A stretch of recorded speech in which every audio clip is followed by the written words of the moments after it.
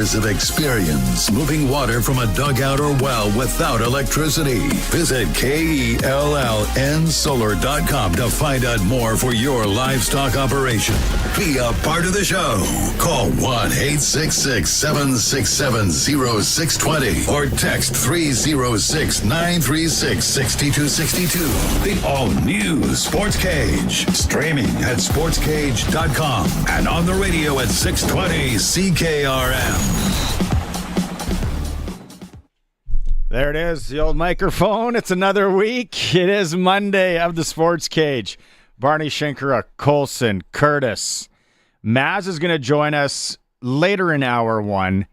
He's busy on a mission we sent him on. Talk about a lot to get to.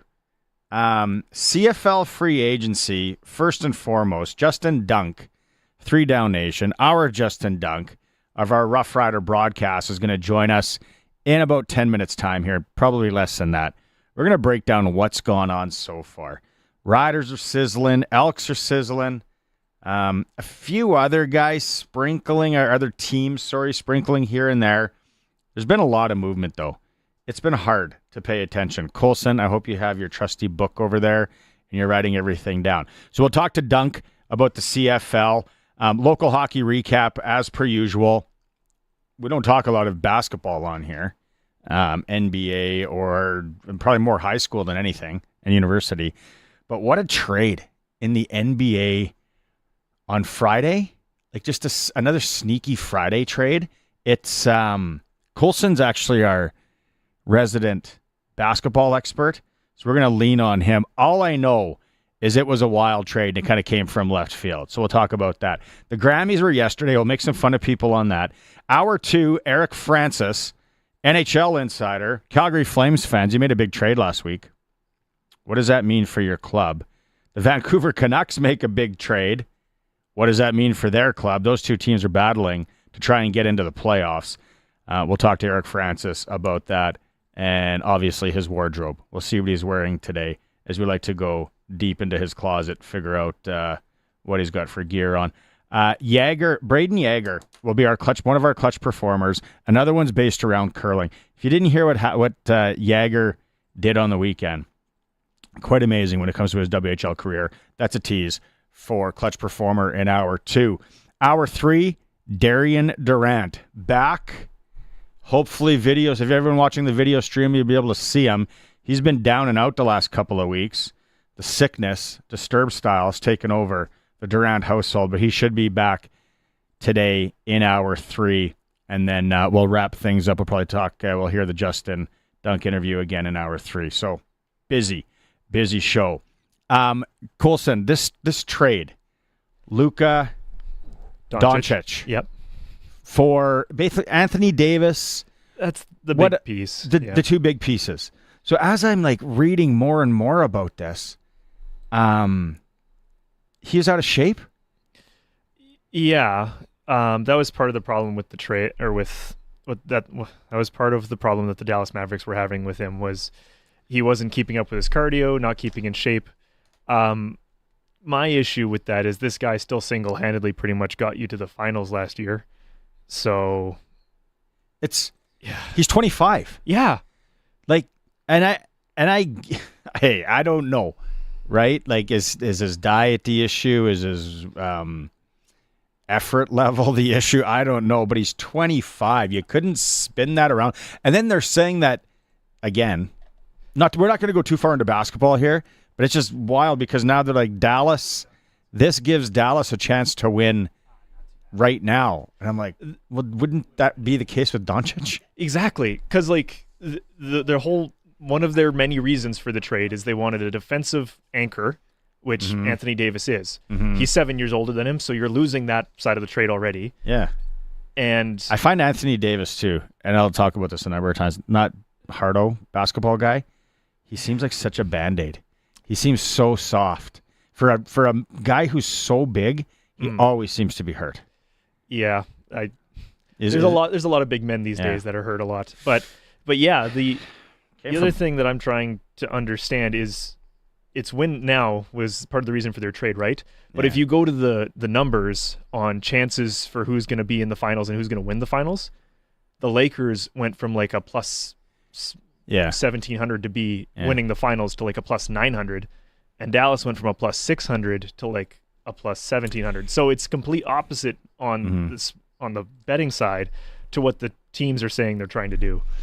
So we'll get into that more as we go along here in the hour. It's just the people are calling it the trade of the century in any sport. I'm like, well, pump the brakes. Is it? I don't. Maybe. When you trade away a top 3 player in your league who's 25 years old and get not a whole lot back, you have a first-round pick in 2029, so some kid in 9th grade just got drafted by the Mavericks. Like, literally every reaction that I've seen is just kind of, what? Yeah. And there was no rumors. It just came completely out of left field. Nobody saw it coming. Mm-hmm. Like we talked about, Justin Dunk standing by. We're gonna get to him right away. The CFL free agency, it has been fast and furious. If you're not keeping up to this, is where one of the things where local radio can really shine, and what we can do and pivot and go quick. Hey, Curtis, get your radio work shirt on, because there is a lot to get to, especially when it comes to our Saskatchewan Roughriders. So we're going to talk to Justin Dunk about all that. There's just came down. More Rider news. Just came down. Receiver news. That's an old-fashioned tease. You can always join the conversation on the Prairie Land Rentals text line, 306-936-6262. Prairie Land Rentals, Albert Street in Regina, since 1986, and you get to deal with the owner. No job too big, no job too small. What do you think about what's going on in the CFL so far over the weekend? 936-6262. Let's take a quick break, and then we're going to come back with Justin Dunk. It is the Sportscage, streaming at sportscage.com and on the home of the Saskatchewan Roughriders, 620 CKRM.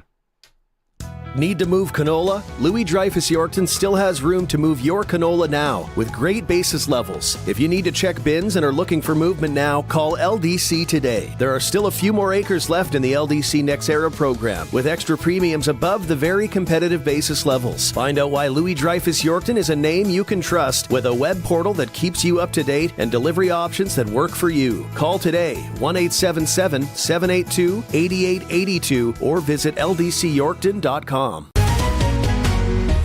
SaskToday.ca is your local news source, proudly serving communities all across Saskatchewan. Sask Today's team of local journalists are on the ground focusing on local topics that matter to you. From agriculture, local community news, sports, and more. Find it all at SaskToday.ca. Sign up for our daily news digest at SaskToday.ca. From Harvard Media, everywhere.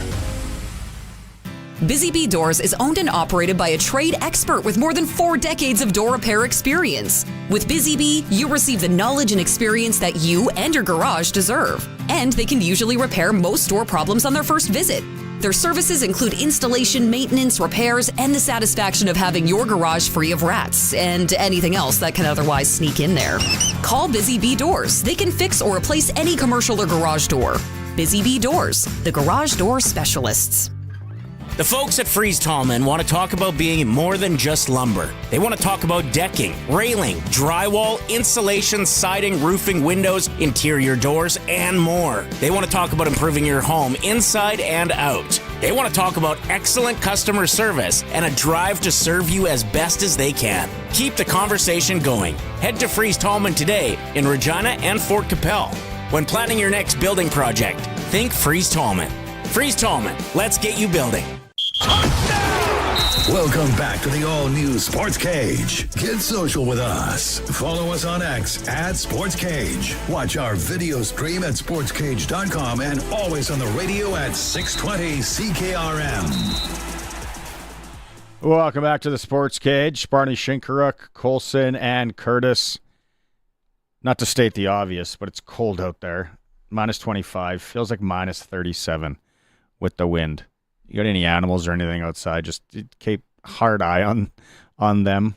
Wow. And it's not going to get any better for the next few days. We're in the deep freeze, as they say here in Sasky.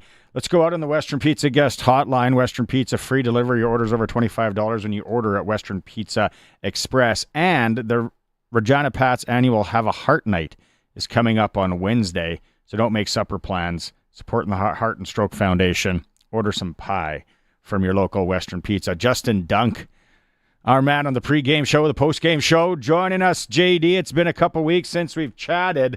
And full disclosure, it is tough keeping up with all these signings, everything that's coming down in the CFL. We got Doncic getting traded. We got hockey players getting traded. But CFL, let's focus in. Today, let's start with our Riders. And Tavon Campbell. Totally forgot about that name. Local guy. Riders pick him up. 6 foot, 200, returns to Saski. What do you think about this one? What do you know about this one? Did he play ball? Did he ball last year? He was not in the NFL last year, but that's what got my spidey senses tingling is, did he want to continue playing football because he earned over $3 million USD, it should be said, in the NFL? And that question has now been answered. And I felt like if he did want to continue to play, that it could be coming back to the Riders. A massive move considering he's Canadian and he can play on the field side. I talked to some people around the CFL. He could potentially play on that boundary side. Heck, he played corner in the NFL. So he's like an American coming back up here and playing in the Canadian Football League. I'll be really intrigued to see where Corey Mace goes with this, but it gives them even more ratio flexibility than they already had signing this high-end Canadian. Yeah, the Canadian factor. That's where I was like, okay, well, this looks like a little bit of a steal or some found money. Does he have, and do we know, does he have any connection with the coaching staff, anybody on the staff? You'd have to go back. I mean, the one that I would think of would be Jeremy O'Day because he's just been there for so long. And it was the Riders that drafted him while Chris Jones was there and really developed him and brought him along. I remember him at the CFL Combine running the 40-yard dash in the 4.3 second range. That's like elite speed. But people still had concerns about his ability to cover and could he be an every down player at cornerback? Well, he's erased all those. I've had some talent evaluators tell me that they've even made them look stupid in terms of their evaluations by going down to the NFL, starting down there, as you saw on that beautiful B-roll on the live stream, had an interception touchdown down there. Like, no joke, played legitimate snaps in the NFL. So I think he can do it in the CFL. And the fact that he's Canadian is a major bonus. Great move from Jeremy O'Day and Corey Mace.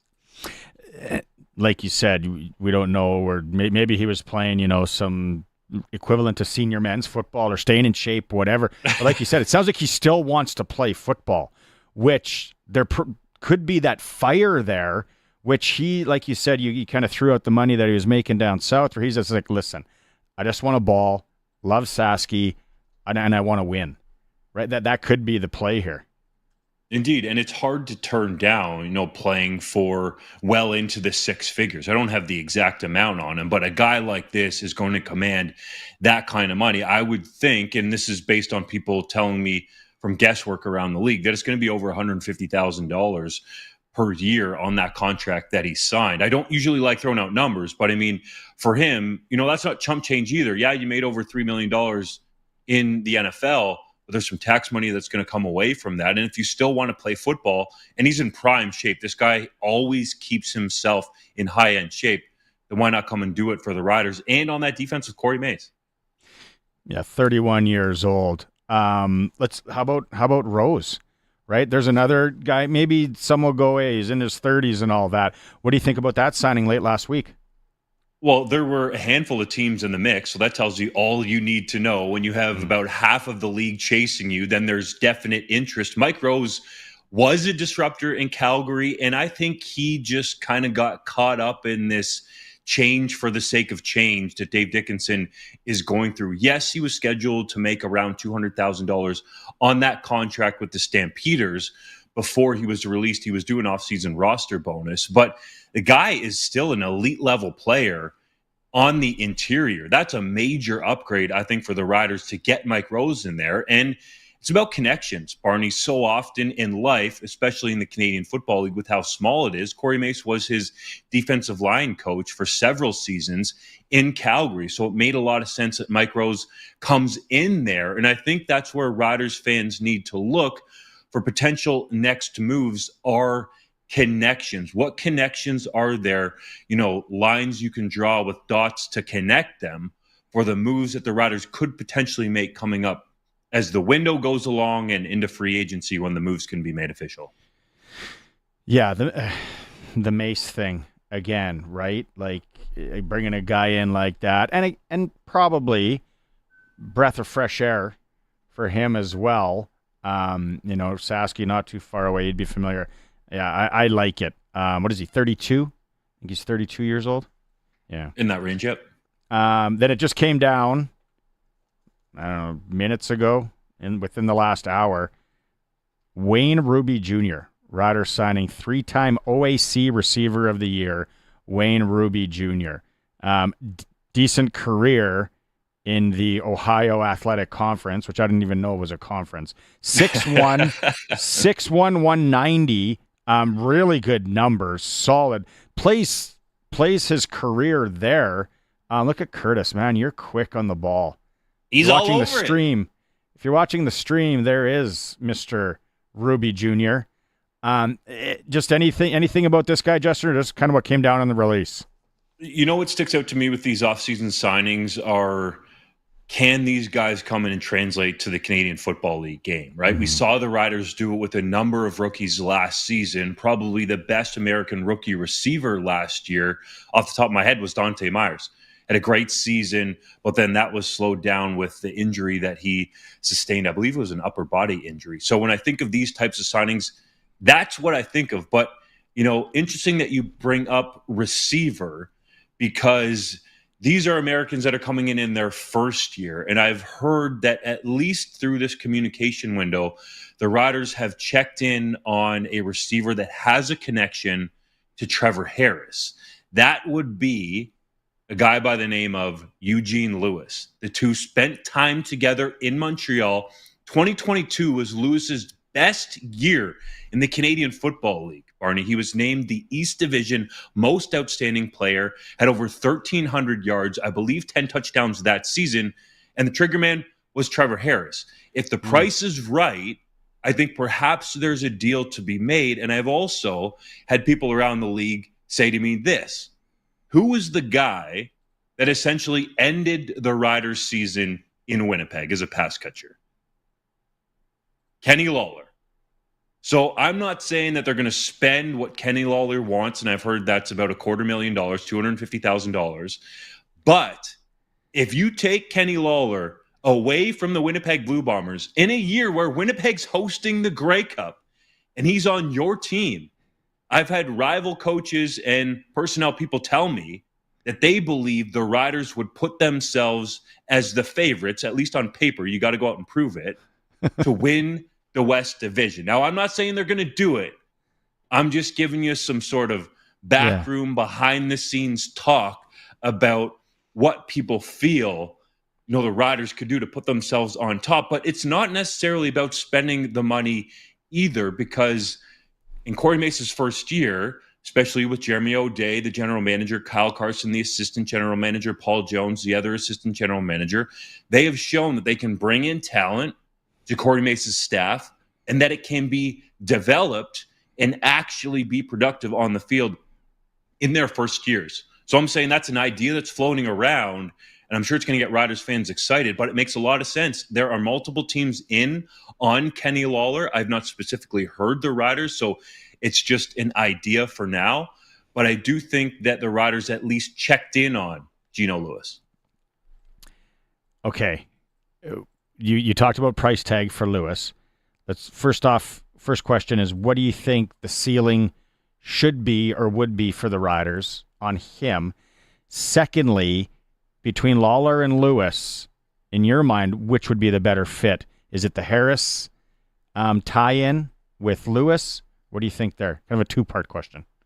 Yeah, I got you. So I'll try to answer the first part first. But in terms of the price tag, we're not privy to the Saskatchewan Roughriders cap numbers, and those are always floating, and you don't really need to be under the cap until at least the end of the season. You do have to manage it. So, I do think if Gino Lewis is going to come down substantially from the $320,000 that he made in 2024, the highest paid non-quarterback in the league, that potentially the Riders could be in the mix there, but he's going to have to come down. When I say substantially, I'm talking about like, even if it came down to 250 in Gino Lewis's mind, that's $70,000, right? Like that's a big chunk of change to drop. I don't necessarily think the Riders could get in the mix there if it was 250, but if it's lower and Gino Lewis wants to play with Trevor Harris and let's say doesn't want to go back to Edmonton or doesn't necessarily like the feel of going to Calgary, even though he knows Vernon Adams Jr.,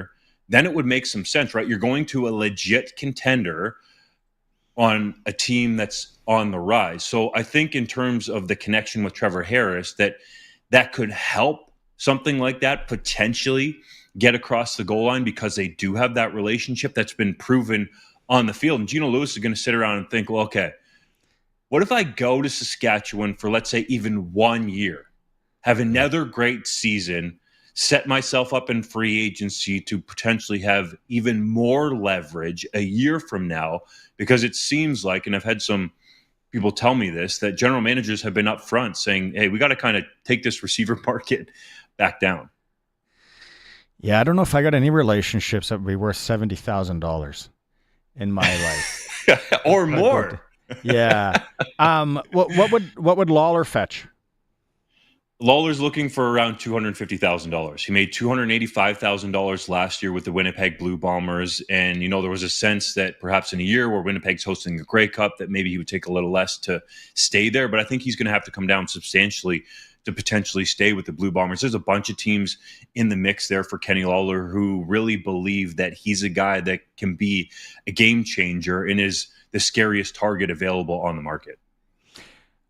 Mace said, I think it was last week with Dave, that not everyone's going to be signed. That usually doesn't happen in any team sports. What have we seen, or what's caught your eye as far as guys exiting so far? I think it was Deontay Williams, Amari Henderson. Anybody else coming down the pipe that you can see? Those two made sense to me even more now with the Tavon Campbell signing. Yeah. And you couple that with the fact that last year, I look at a guy like DeMarcus Fields, okay, playing that strong side halfback position, arguably one of the most difficult positions, I think underrated in terms of how hard it is to play on the Canadian Football League field. As a rookie, Corey Mace was able to coach him up, and he looked really good by the end of the season. And even early in the season, he was showing the ability to play at that level. So I want Riders fans to understand it's not always about going out there and spending the money either. Look in-house. So look at the guys that were on the practice roster last year that developed under Mace, that had a year. DeMarcus Fields didn't even have a year. He essentially had a training camp before he started there in terms of options for where the Riders could go to fill some of what people on the outside might feel like are holes. But if you look at this roster, even right now, Barney, you can see that it's upgraded, as you mentioned, just with Mike Rose and Tavon Campbell. And I think the Riders are going to be patient at this point in time and look for some bargains, because sort of the hype of free agency, I would say, has already happened. Like, free agency doesn't happen the second Tuesday in February anymore. It's the first Sunday in February. Okay, the bargain thing I like, and maybe that's just the frugal part of me. Once the the Campbell thing came down, I'm like, okay, well, a lot of this is making sense now. Okay, fill in the blank. You think the Riders are still going to do what? I think they're still going to look for, and I don't necessarily like this word, Dave Thomas is going to laugh, but find some depth for the Canadian offensive line. Depending how you look at it, and him and I were talking about this, that perhaps you could have Logan Ferland in there as your center with Travion Tate as your left tackle, Jamarcus Hardrick as your right tackle, Jacob Brammer at right guard, and Noah Zura at left guard. So that could be a starting construction for you, but Jeremy O'Day likes racial flexibility. And I think you can be patient right now, especially like, let's say with the center market, because Peter Godber is still out there, hasn't agreed to terms with another team. And he's a guy that's done so much community work there in Saskatchewan that, I think there could be a way to bridge that gap. So that's one area that I'm looking at is the offensive line, because you can never have too many Canadians. And you and Rider Nation knows that there were so many injuries along the offensive line. So that's one area I would look for them to find some value and sign. Wow. Talk about making noise. Edmonton Elks. Like, did Larry Thompson just give Ed Hervey the company card and say, go nuts? Like he's going to Costco or what? It seems that way, but, I've been breaking it down with some people. So let's look at this, for instance, okay? McLeod Bethel Thompson made, probably over $500,000 last year with playtime incentives and some bonus incentives in his contract. So the Elks now essentially have Trey Ford and Cody Fajardo for McLeod Bethel Thompson's money.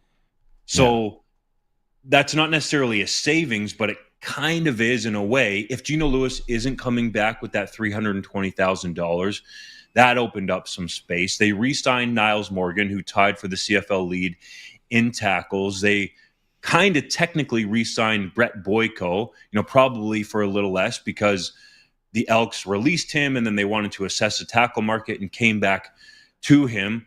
They definitely spent some money on Tyrell Ford in and around $230,000. Definitely spent some money on Robbie Smith to get him in there. He's well north of $230,000. And some of the other guys that they did pick up, but it wasn't like crazy money for some of the other guys. Like, I'll give you an example. Jake Serezna took less to go back to Edmonton than what was on the table from Toronto. I heard he had about $240,000 on the table from the Argos, and he went and signed with the Elks for $225,000. So there was some value there that the Elks got because Serezna wanted to come back to Edmonton. I believe he has a partner that's in the city too, so that makes some sense.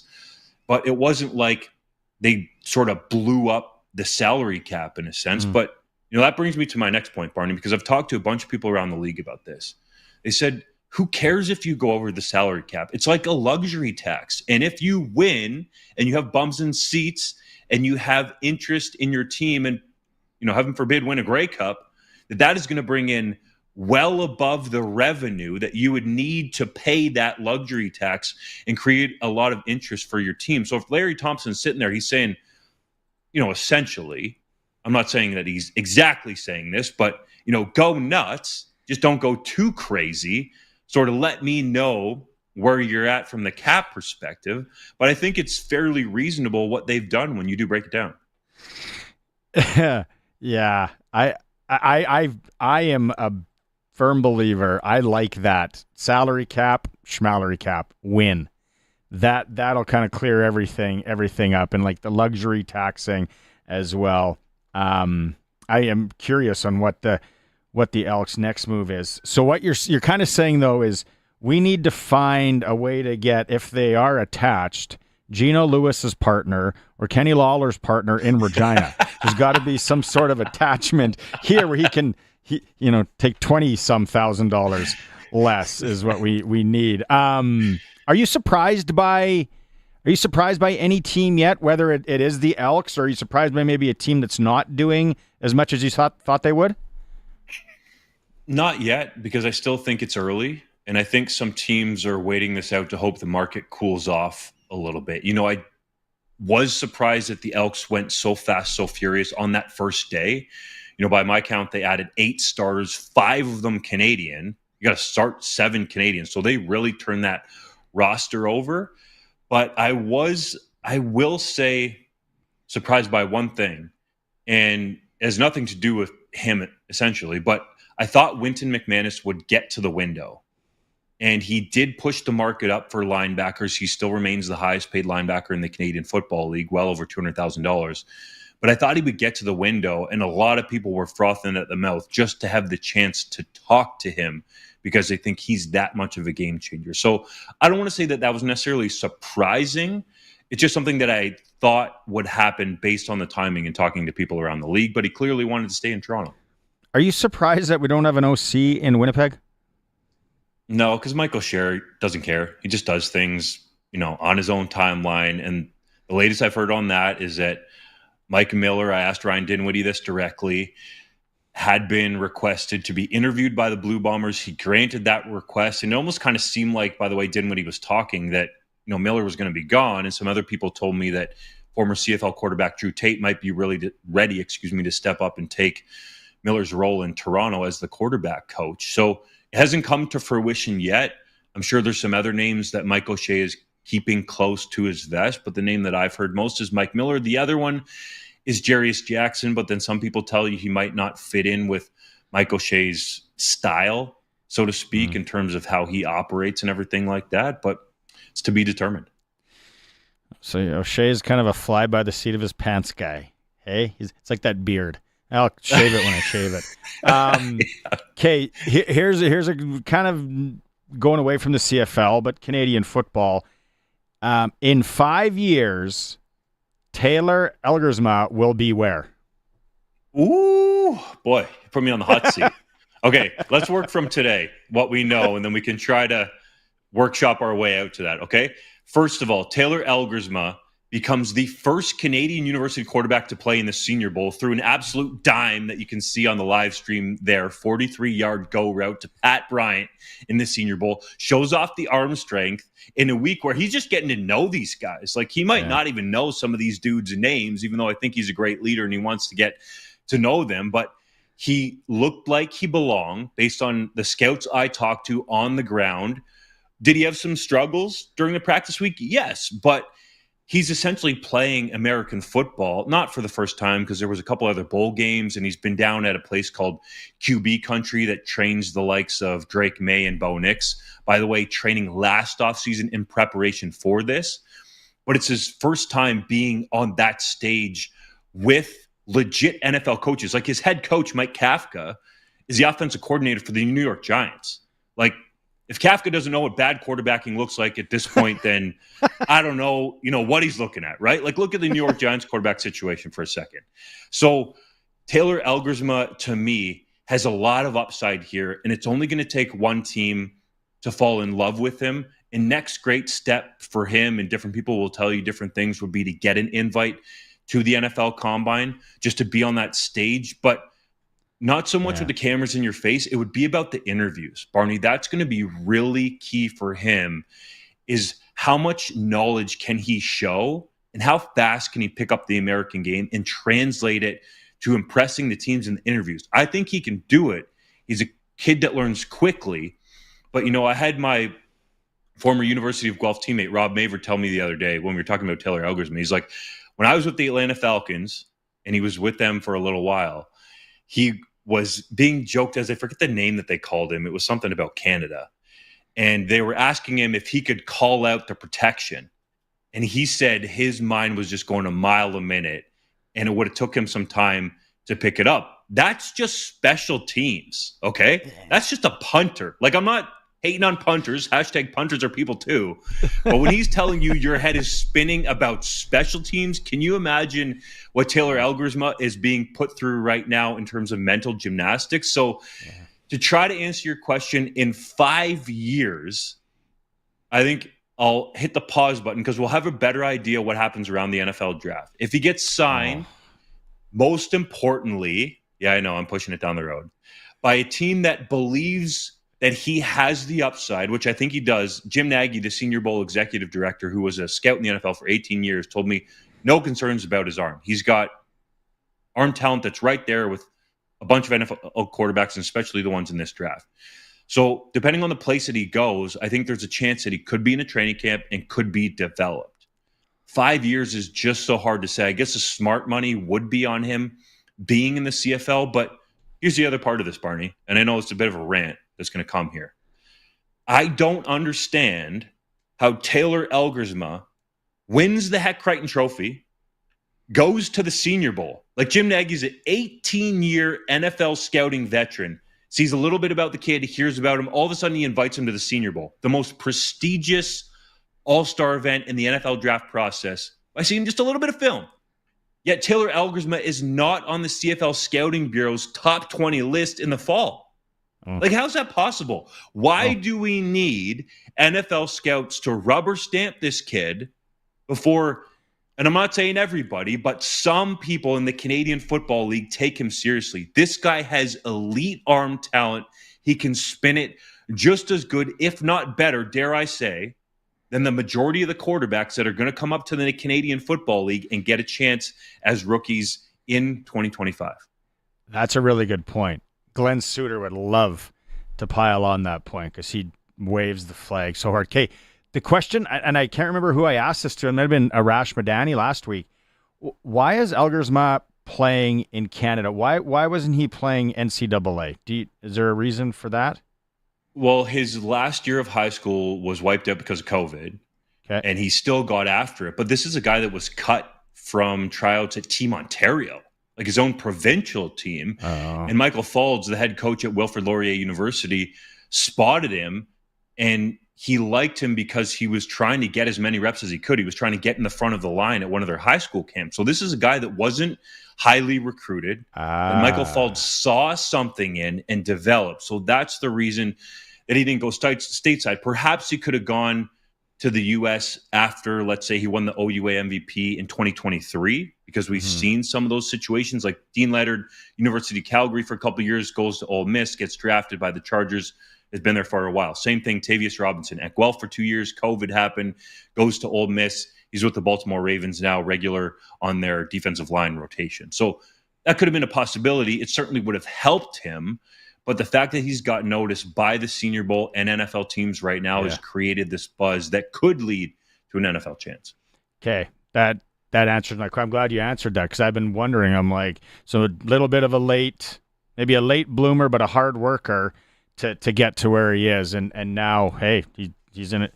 I think he's in a good spot. Took up more time than I said we would today, so thanks for not exiting the link. Wealth of knowledge as per usual, JD, always appreciate it. Thanks for giving Rider Nation and the Sports Cage some solid info today. Thanks for having me on, man. Appreciate it. Go get warm with that Western pizza, huh? Send me a jacket. It's freezing. There's our guy, pregame, postgame show on Rider Radio, Justin Dunk from 3 Down Nation, joining us here on the Sports Cage on the Western Pizza Guest Hotline. Time for a quick break. We will come back. We'll wrap everything up for hour 1. It is the Sports Cage. We're streaming at sportscage.com. CoolBet has all the hot games. For all the free-to-play casino games, head to coolbet.co. They've got sports odds, including Saskatchewan senior hockey, plus all the sports odds you can think of. From the ice to the field to the court, CoolBet has you covered. All at your fingertips. No risk, just thrill. So why wait? Get in the game and embrace the unexpected at coolbet.co. Listen weekdays at noon for Saskag Today on 620 CKRM with your host Ryan Young, along with Doug Falconer and Kevin Hirsch, offering the most extensive agricultural news coverage with precision weather meteorologists. In an industry that moves fast, stay updated with the latest, most reliable information in ag news, prices and trends, all in one place. Available anytime at saskagtoday.com. Saskag Today, your trusted source for all things agriculture on 620 CKRM. So since that little ding on my car last week, I don't know where to take it. I don't even know. That's easy. Take it to Regina Motor Products. Who said that? I did.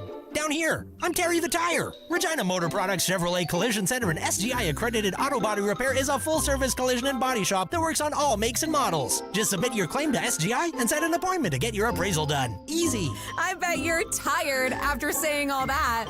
South at Highway 1 and 6, Albert Street. RMPChevrolet.com.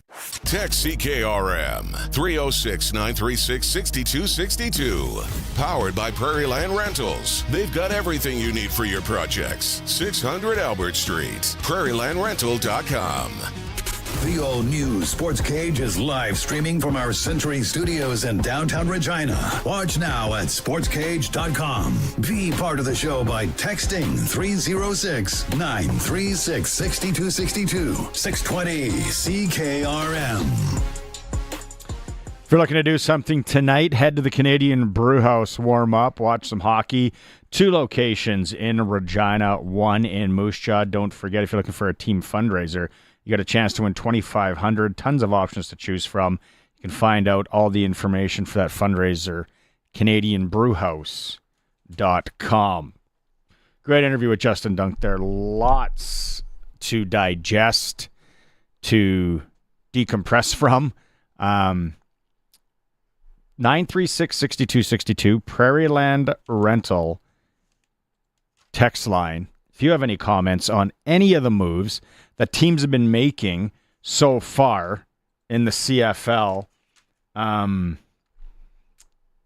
like the one today, obviously, is Trayvon Campbell coming back to the Riders.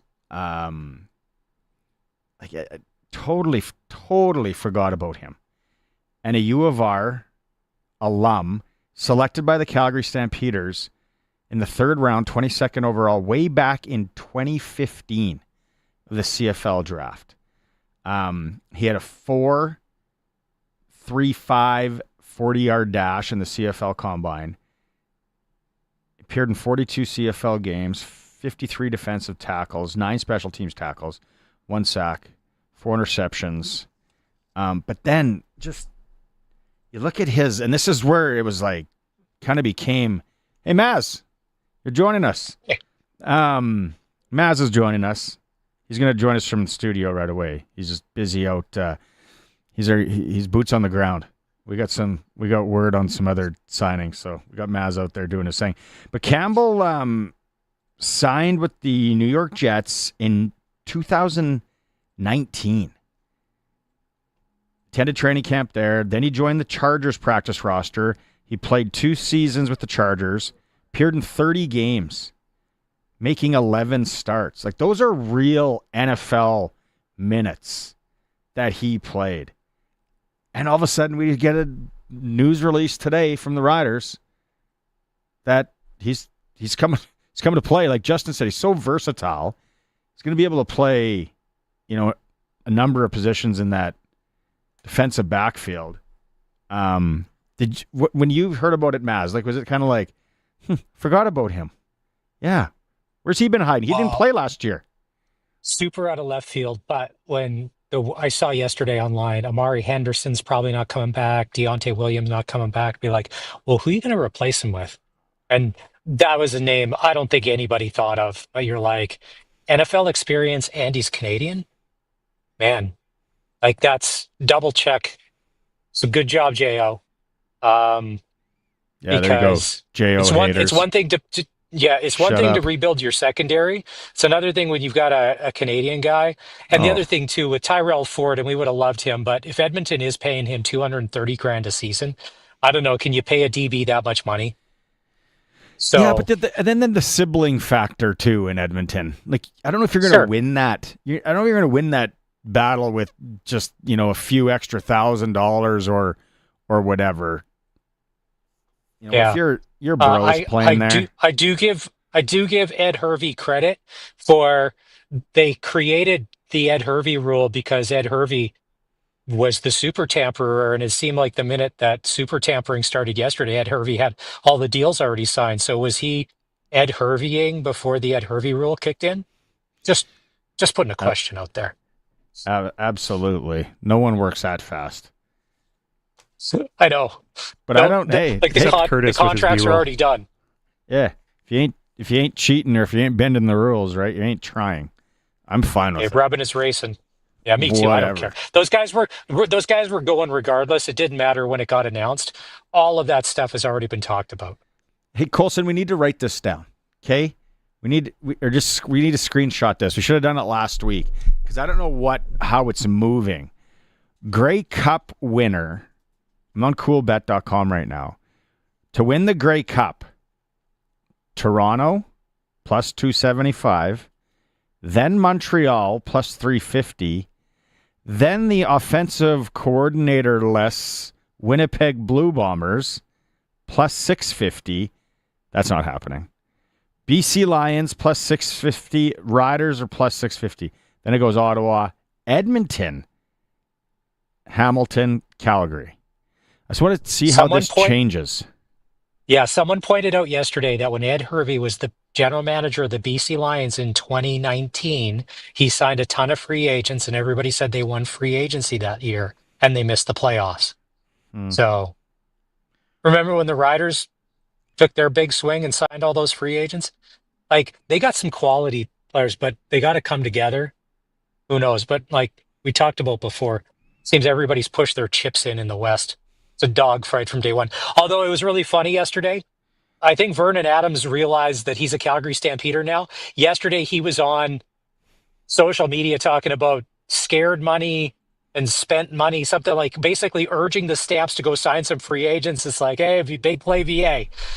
That is not their style. Like last year or the past few years, they've signed like 5 free agents last year, and some teams signed 20. It's like, VA, don't expect anything coming that way. Exact opposite of what it looks like up the road in Edmonton. Like I said to JD, it's like Thompson just gave the credit card and they're going to Costco. Where in Calgary, it's like, no, here's some change and go to the corner store. Homegrown, baby. We're gonna. Well, if there's anybody that's good at finding talent, it's been John Huffnagel. He's got 2 decades of it. But can you refill a roster after you've cut that many guys? Can you go find 20 new dudes that are CFL ready? No, not when you're at the convenience. Not when you're at Brands on the corner of Louvain and whatever it is, where your other guys are shopping. It seems at Costco. Heck. Oh, by the way, since we're talking tariffs, are we? No, we're not. Are we only shopping this local? is a tariff. This is a tariff-free conversation. People don't need to hear that crap for 3 hours on this show because we're getting bombarded by it everywhere else. So this is full-fledged, boys. Tariff talk boycott starts now on this show. No, Everyone I heard you talk. I heard you talk about favor. the NBA, and you never talk about the NBA. So I'm like, well, maybe everything is upside down today. We had to start with one of the biggest trades in sport. So I don't follow tennis either, but if someone did something wild and crazy in tennis, we'd mention it. We'd give it some love. So I was listening to some other sports experts today. So apparently Luka Doncic, being European, he's old school. He still likes to smoke cigarettes and drink. Apparently that's a knock against him. Love it. And he just bought a $15 million house in Dallas within the past couple of weeks. And I'm like, ooh, that's... with 2 deep fryers. Oh, I didn't know that. Just kidding. That's awesome. No, it was just my stupid humor. No, but and it seems like it came from left field with him. He's 25. It sounds like he's got a bit of a effort issue, or needs to do more aerobics. Could you imagine? But like you said to me last week, you can't outrun a bad diet. I know. So could you imagine, guys, especially after you get married, because we've all done it, you get fat. Could you imagine if you got traded when you got fat? At your job, in life? Like you put on some weight, you're out of here. You got to go. One thing we can talk about in a bit, what are we up against the clock? We got to run down some local sports. Take a quick break. We got to get into the Grammys. And that's some embarrassing stuff going on there. Don't get going yet. We got to take a break. It's a Sports Cage. Watching Maz, boots on the ground. Looks like a federal agent at sportscage.com. 620 CKRM is your home to country's greatest hits and the 90s at 9. 1 full hour featuring the biggest hits of the 90s. Garth, Reba, Alan, Shania, George, and so much more. No cassette tape or CDs required, and 90s mullets are optional. 90s at 9 for the town of Wolseley and the voice of Saskatchewan. 620 CKRM. Oh, it's freezing. I think we're going to turn up the heat on trades at Capital Ford Lincoln. How would you like a brand new vehicle for the same or similar payment to what you got right now? Well, with the help of a giant $2,500 trade-in bonus, it's doable. That means prices are as low as $170 weekly plus tax on a brand new F-150. Plus, Capital's 100K giveaway is back. Check out capital100k.ca for your chance to win amazing prizes. Capital Ford Lincoln, proud member of the Capital Automotive Group. The folks at Freeze Tallman want to talk about being more than just lumber. They want to talk about decking, railing, drywall, insulation, siding, roofing, windows, interior doors, and more. They want to talk about improving your home inside and out. They want to talk about excellent customer service and a drive to serve you as best as they can. Keep the conversation going. Head to Freeze Tallman today in Regina and Fort Capel. When planning your next building project, think Freeze Tallman. Freeze Tallman, let's get you building. Bidding is now open for the timed online land auction for Michael and Kim Weinrock near Lapman and Kisby, Saskatchewan. Register to bid at macauctioncompany.com. Up for auction 6 quarter sections of good farmland in the arms of Brownie and Brock. Also, a beautiful home quarter near Lapman, Saskatchewan with a 1,970 square foot bungalow and a 180 foot shop. Got land to sell? Call the Saskatchewan Land Auctioneers today. Bidding closes on the Weinrock land this Wednesday, February 5th at 10 a.m. Welcome back to the all-new Sports Cage. Connect with the show. Call 1-866-767-0620 or text 306-936-6262. All right, local hockey front over the weekend. The SJHL report's coming up tomorrow with Benny Walchuk. That big game, the game of the weekend, which was the worth the drive every time up to Flin Flon. Melfort, Flin Flon, Bombers 4-0. Listen to this heater. Let this soak in. Flin Flon, in their last 26 games, 23-0-2-1. That's crazy. Again, we'll have the SJHL report for Southie Mainline Chrysler. The new King of Trucks coming up tomorrow with Benny Estevan. They won 5-2 over Weyburn. A little surprising win there for the Bruins. SJHL, that's it. No games tonight. Tomorrow. As for the WHL, Extreme Hockey WHL report, where the CCM Vision sticks have arrived at Extreme Hockey. Also, the Yeti sale continues. The Pats dropped 2. They dropped Friday to Red Deer and then 5-2 to Brandon on Saturday. Edmonton, they had a 2-0 win over Lethbridge. That's a little bit surprising if you're watching what's going on in the Central Division. Prince Albert, they beat Wenatchee. Wenatchee's here Friday. They're doing their swing of the Eastern Conference. And then Swift Current, they end their BC swing with a win in Kelowna. Looking at the standings, Maz and I can maybe do that an hour or two a little bit later. 5th to 8th in the East is extremely tight. It's going to be real interesting down the stretch here. AAA midget on the weekend, the Pac Canadians shaded Warman. Moose Jaw and the Saskatoon Blazers played 2 in Moose Jaw. And they all gathered at Nits and went for a tour of the tunnels. They split those games there. Swift Current took 2 from the Contacts on the weekend. In AAA midget, it's getting tight in those standings as well. Pat C's lead by 1 point over Moose Jaw. Swift's only 4 back. Then Tisdale. And then the Blazers dropped a bit in the standings. AAA female Rebels back in action on Thursday in Notre Dame. They had the weekend off for the Sask First U18 camp, so no AAA female this weekend. Not much to mention in the Prairie Junior Hockey League. Tomorrow we got a game, Fort Knox playing, I think it's the Storm. We'll talk about that tomorrow. Fort Knox is in first place by a mile over there. One shout out when it comes to senior. Provincial. Kenora. The Cobras. They go into Carnduff on Friday, game 1 of C. They steal game 1. They steal the Kishka. They're going back to Kenora, up 1-0 to nothing, 5-2 over Carnduff on Friday. Elsewhere, it was Foam Lake over Hudson Bay, 8-2, and Wilkie laid the boots to Outlook, 14-3 in provincial senior. So there's a little quick local hockey rundown. Don't forget, if you want to nominate someone for the Dangler of the Week, 936-6262, chance to win a $100 gift card to the Canadian Brew House. Hour 1 in the books. We're going to throw it in news when we come back. We're going to have Eric Francis see Sports Cage. We're streaming at sportscage.com. This is 620 CKRM, a Harvard media station. Available everywhere in high-res audio with the CKRM app. It's 4 o'clock. Good afternoon. It's mostly sunny and it's minus 26 in Regina. I'm Corey Atkinson from the Harvard Media News Center with 620 CKRM News. Much of southern and central Saskatchewan remains blanketed under an extreme cold advisory. A period of dangerously cold wind chills is expected over the next several days. Overnight temperatures near -30, combined with winds of 10 to 15 kilometers an hour, will create wind chill values between -40 and -45. A snow system from the U.S. is likely to keep areas near the international border and the Trans-Canada Highway above extreme cold thresholds tomorrow morning. However, colder temperatures will persist near the Yellowhead until Wednesday. Most regions should see improved conditions by Thursday.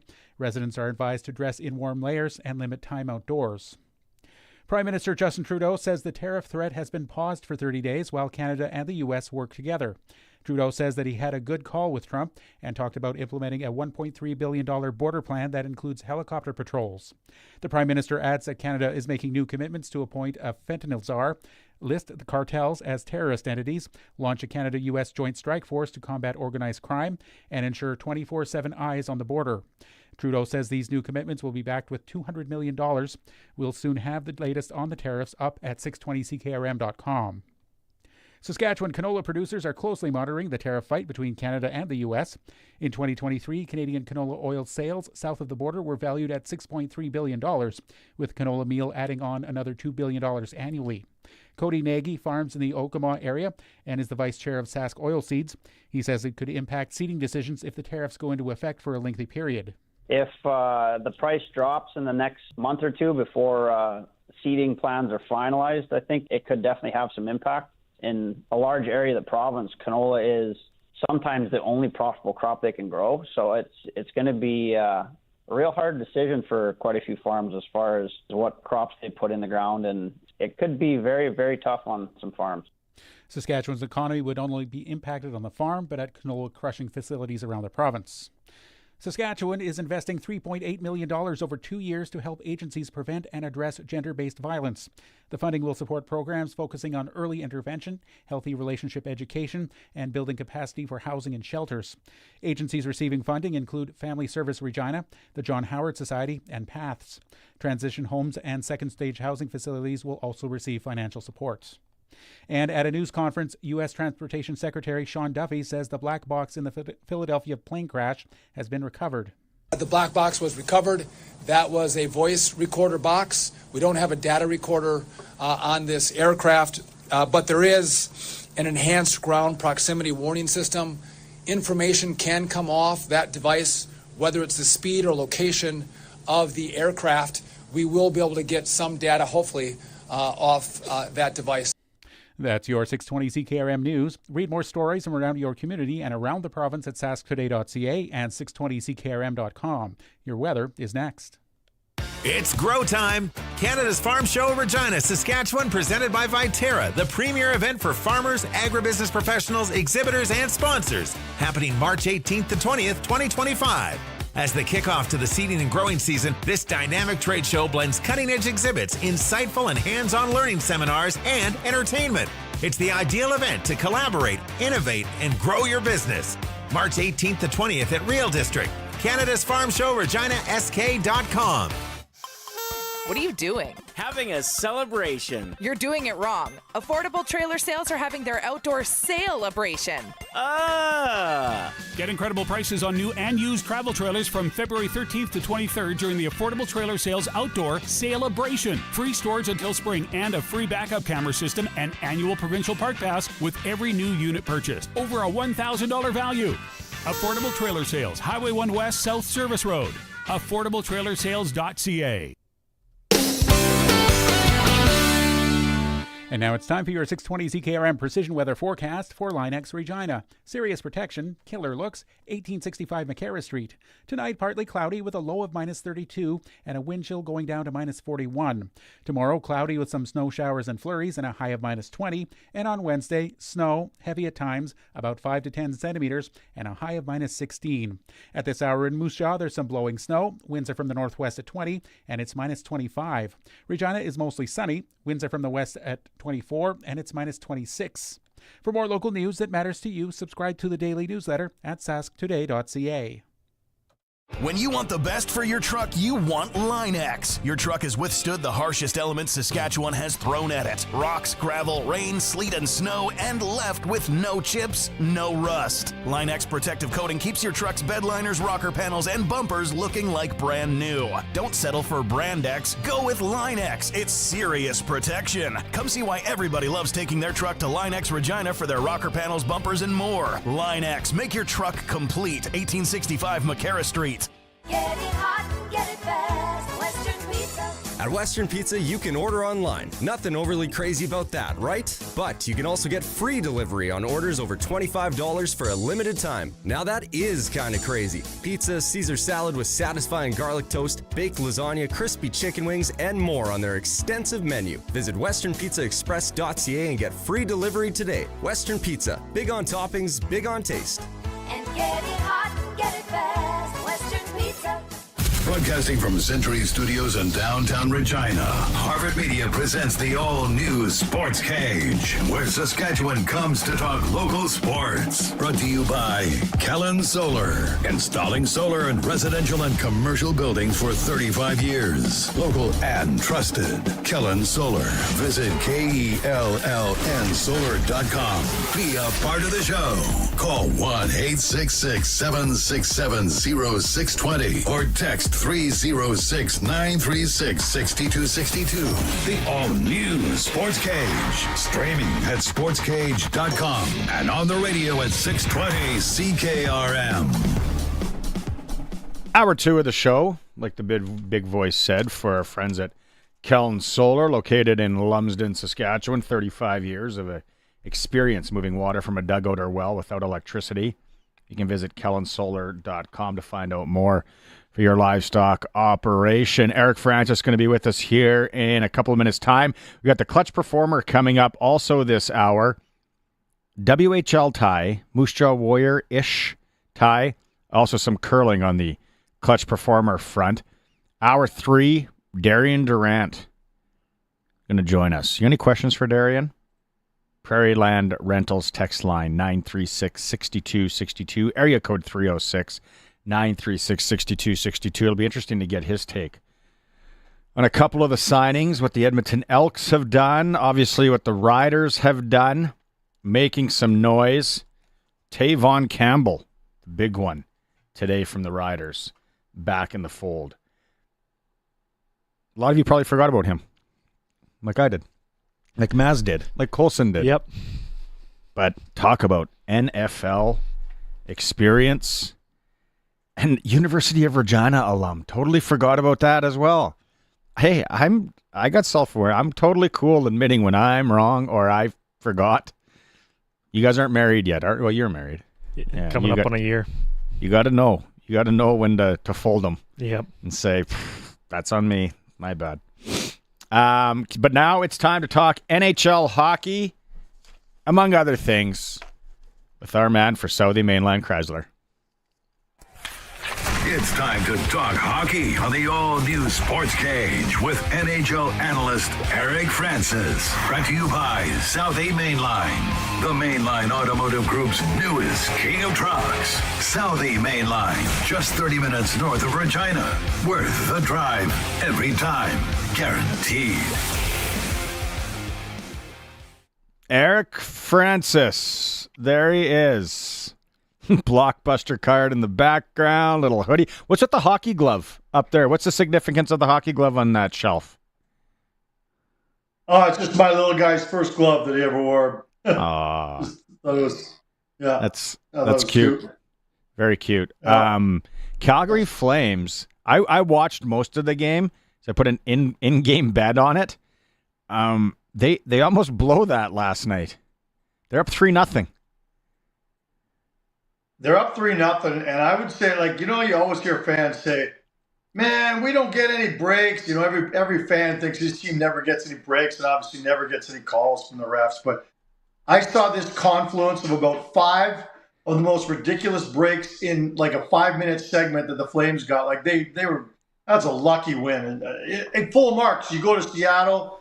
You earn every road win, and your goalie had to stand on his head the last 2 periods. But did you see the first period by chance? No, I picked it up. They were up 3-0. Oh, okay. So first period, Seattle scores first. Calgary got in at 3 a.m. from Calgary, customs issues. Thank you, Donald. And they finally, they're all tired. Played the night before, and then they get scored on first, and the body language is not good from Dan Vladar.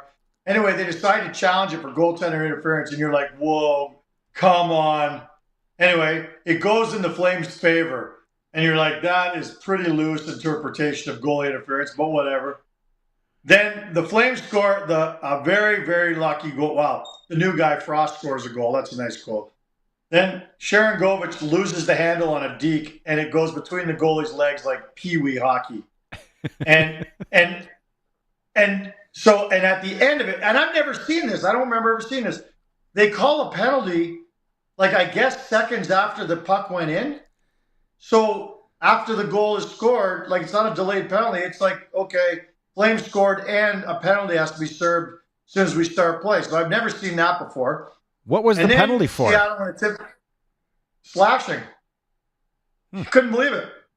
And, unless it happened behind the play when they were celebrating, which I didn't see, I think it was happening in the act of the breakaway. But anyway, then Seattle decides to challenge it. The challenge is they lose the challenge. I think they probably should have won the challenge. It was very similar to the Flames goaltender interference.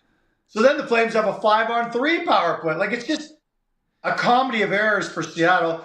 Flames score on 5-on-3, and game's pretty much over. But, the Flames have trouble scoring, as is well documented, but they got a lot of breaks in one game. They're not going to get many for the next little while, I don't think.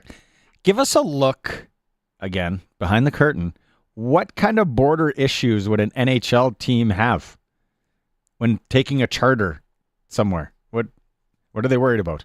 This one should have been pretty straightforward. There is a bit of a problem over time when you go into a country and out of the country with the same amount of people, basically the same bill of goods that you're showing customs. It should be pretty open and shut, but they didn't get into Seattle. Calgary to Seattle is not a long trip. They left Calgary, about 10:45, wheels up. They get into the airport, the hotel in Seattle at 3 a.m. That's ouch. They just sat on the tarmac waiting for customs. And as we all know, when you're dealing with customs, you don't ask questions. You just pray that whenever they get to you, everything moves, swimmingly. So this has happened to them a couple times of late, and I'm not going to say it's just because of the new leadership in the United States, but man, it sure is easy to blame him for everything, isn't it? See, I've only ever had customs issue the other way, coming back to Canada, where they always seem like they're kind of hardos, and I'm like, okay, well, what's the other option? Send me back? Sure. Yeah, golf clubs are still here. Send me back to Phoenix or wherever. I don't need to come in that bad. Those are your words that they're hardos. I don't have a bad word to say about anybody in customs ever. I'm going to be calling you when I'm going through there in a couple of weeks. Hey, I'm stuck. That trade, though, let's go to the trade now.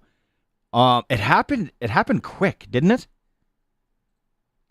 Greg Conroy said it started that morning. You never hear a GM say that. They always say, we had talks 6 months ago and said we'd revisit it.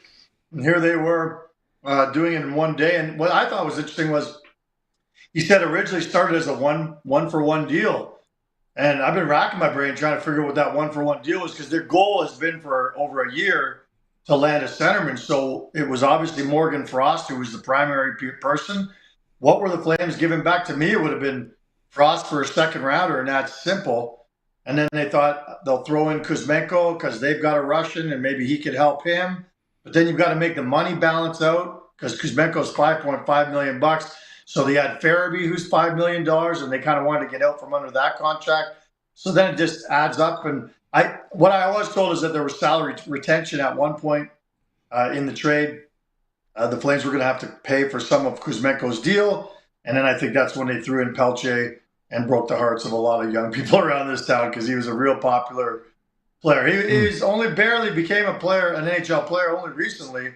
Kind of only recently proven that he was an NHLer for good. But man, he affected a lot of people. People absolutely.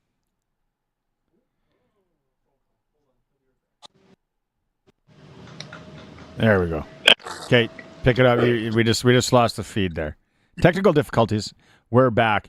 Just on the trade though, the Flames. Yeah, like I think you mentioned this. You mentioned this a couple of weeks ago. They needed a center, right? So they tackle that issue.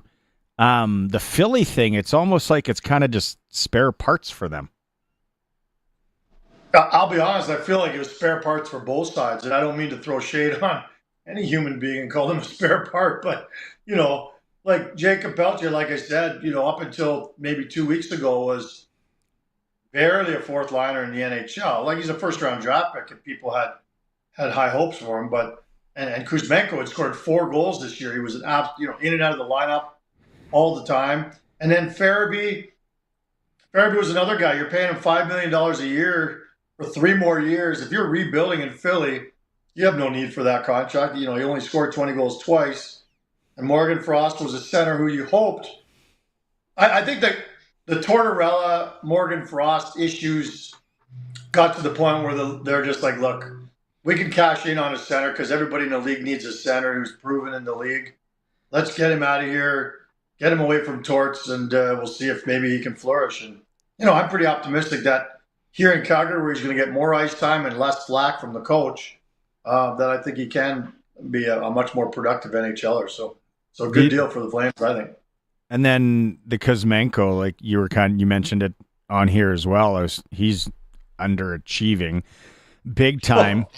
Can he turn it around in Philly? Like you said, he's got a Russian buddy there, but that could almost go south the other way, where now both of them are basically a pain in your behind.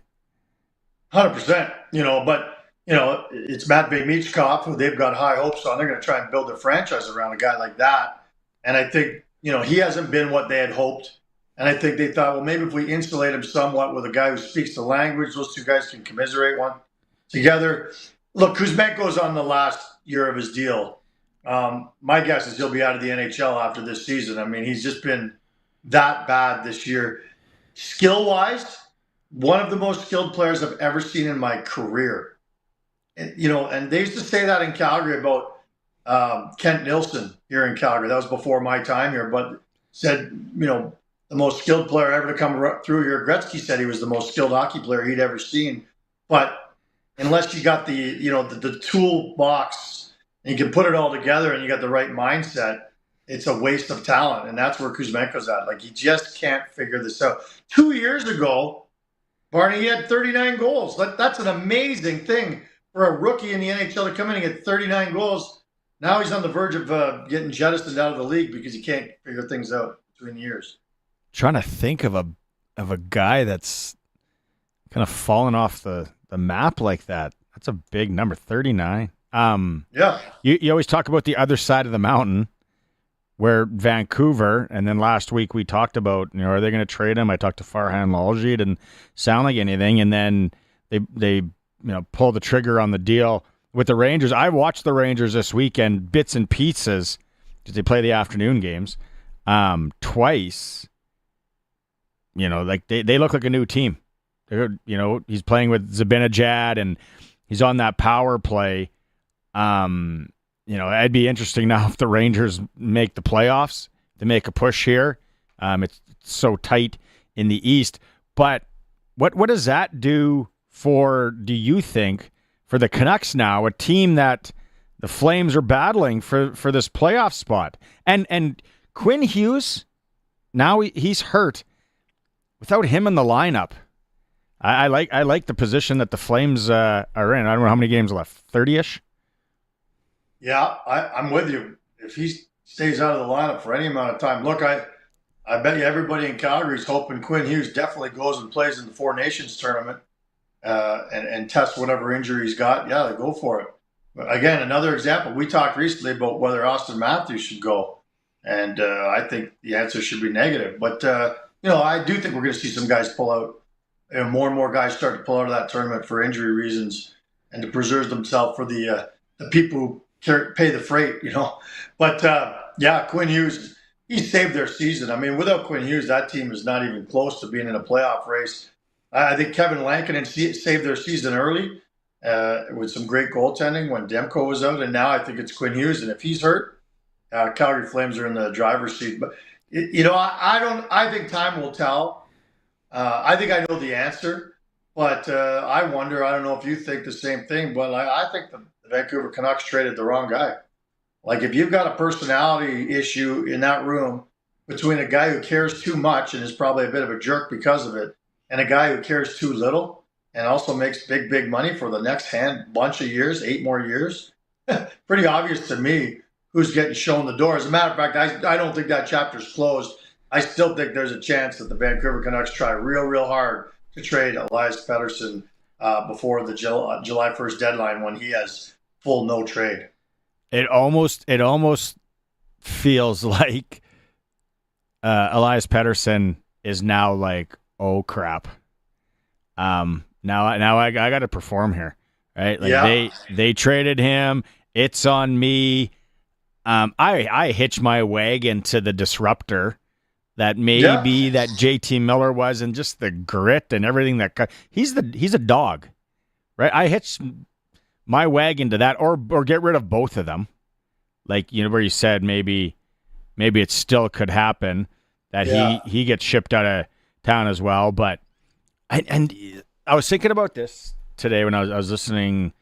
I think I was actually listening to a Vancouver station, and they're talking about how they got to keep Quinn Hughes happy for the next 2 years, 3 years, because he's got 2 more years left on his deal, and then it's like and I'm like, I don't know if there was a cool bet on where he is in 4 years. Yeah. It starts with a new and ends with a jersey. Yeah. Right? Like, you got to be paranoid if you're and I don't want you getting any trouble with any Flames or with any Canucks fans, but I would just think common sense. Put yourself in his shoes. Yeah.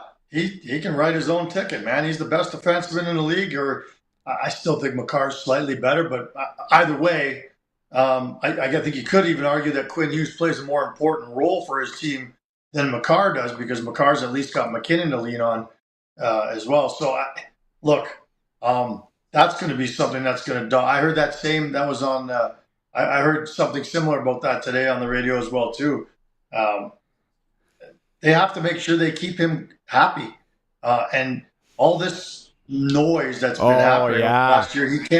He can't be happy, and we'll see where this goes. Like, if you're trading Pettersson before the July 1st deadline, when you can't trade him after that, then you're basically starting from scratch, aren't you? Like, you got Quinn Hughes and a bunch of misfit toys you gather and trade. I don't know. It could also just turn around. Maybe this was so bad.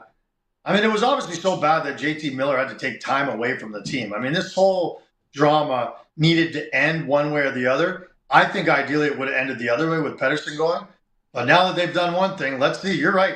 This is all on Pettersson, and I don't think he has broad enough shoulders to carry the load that he's going to be asked to handle from now on. I would have went with stones. You went with shoulders. Same thing. But I think Hughes can always go back to this, even a year down the road. Be like, turmoil. I want a fresh look somewhere. I want something new. You want to play with your brothers, which who wouldn't want to? 3 brothers, play with them. Yeah, New Jersey's gonna be good, right? It's not like you're going to a Bush League franchise. We have some clips here if you're watching the stream. Like, how good are these, and how awesome? Which is the first one? These hits.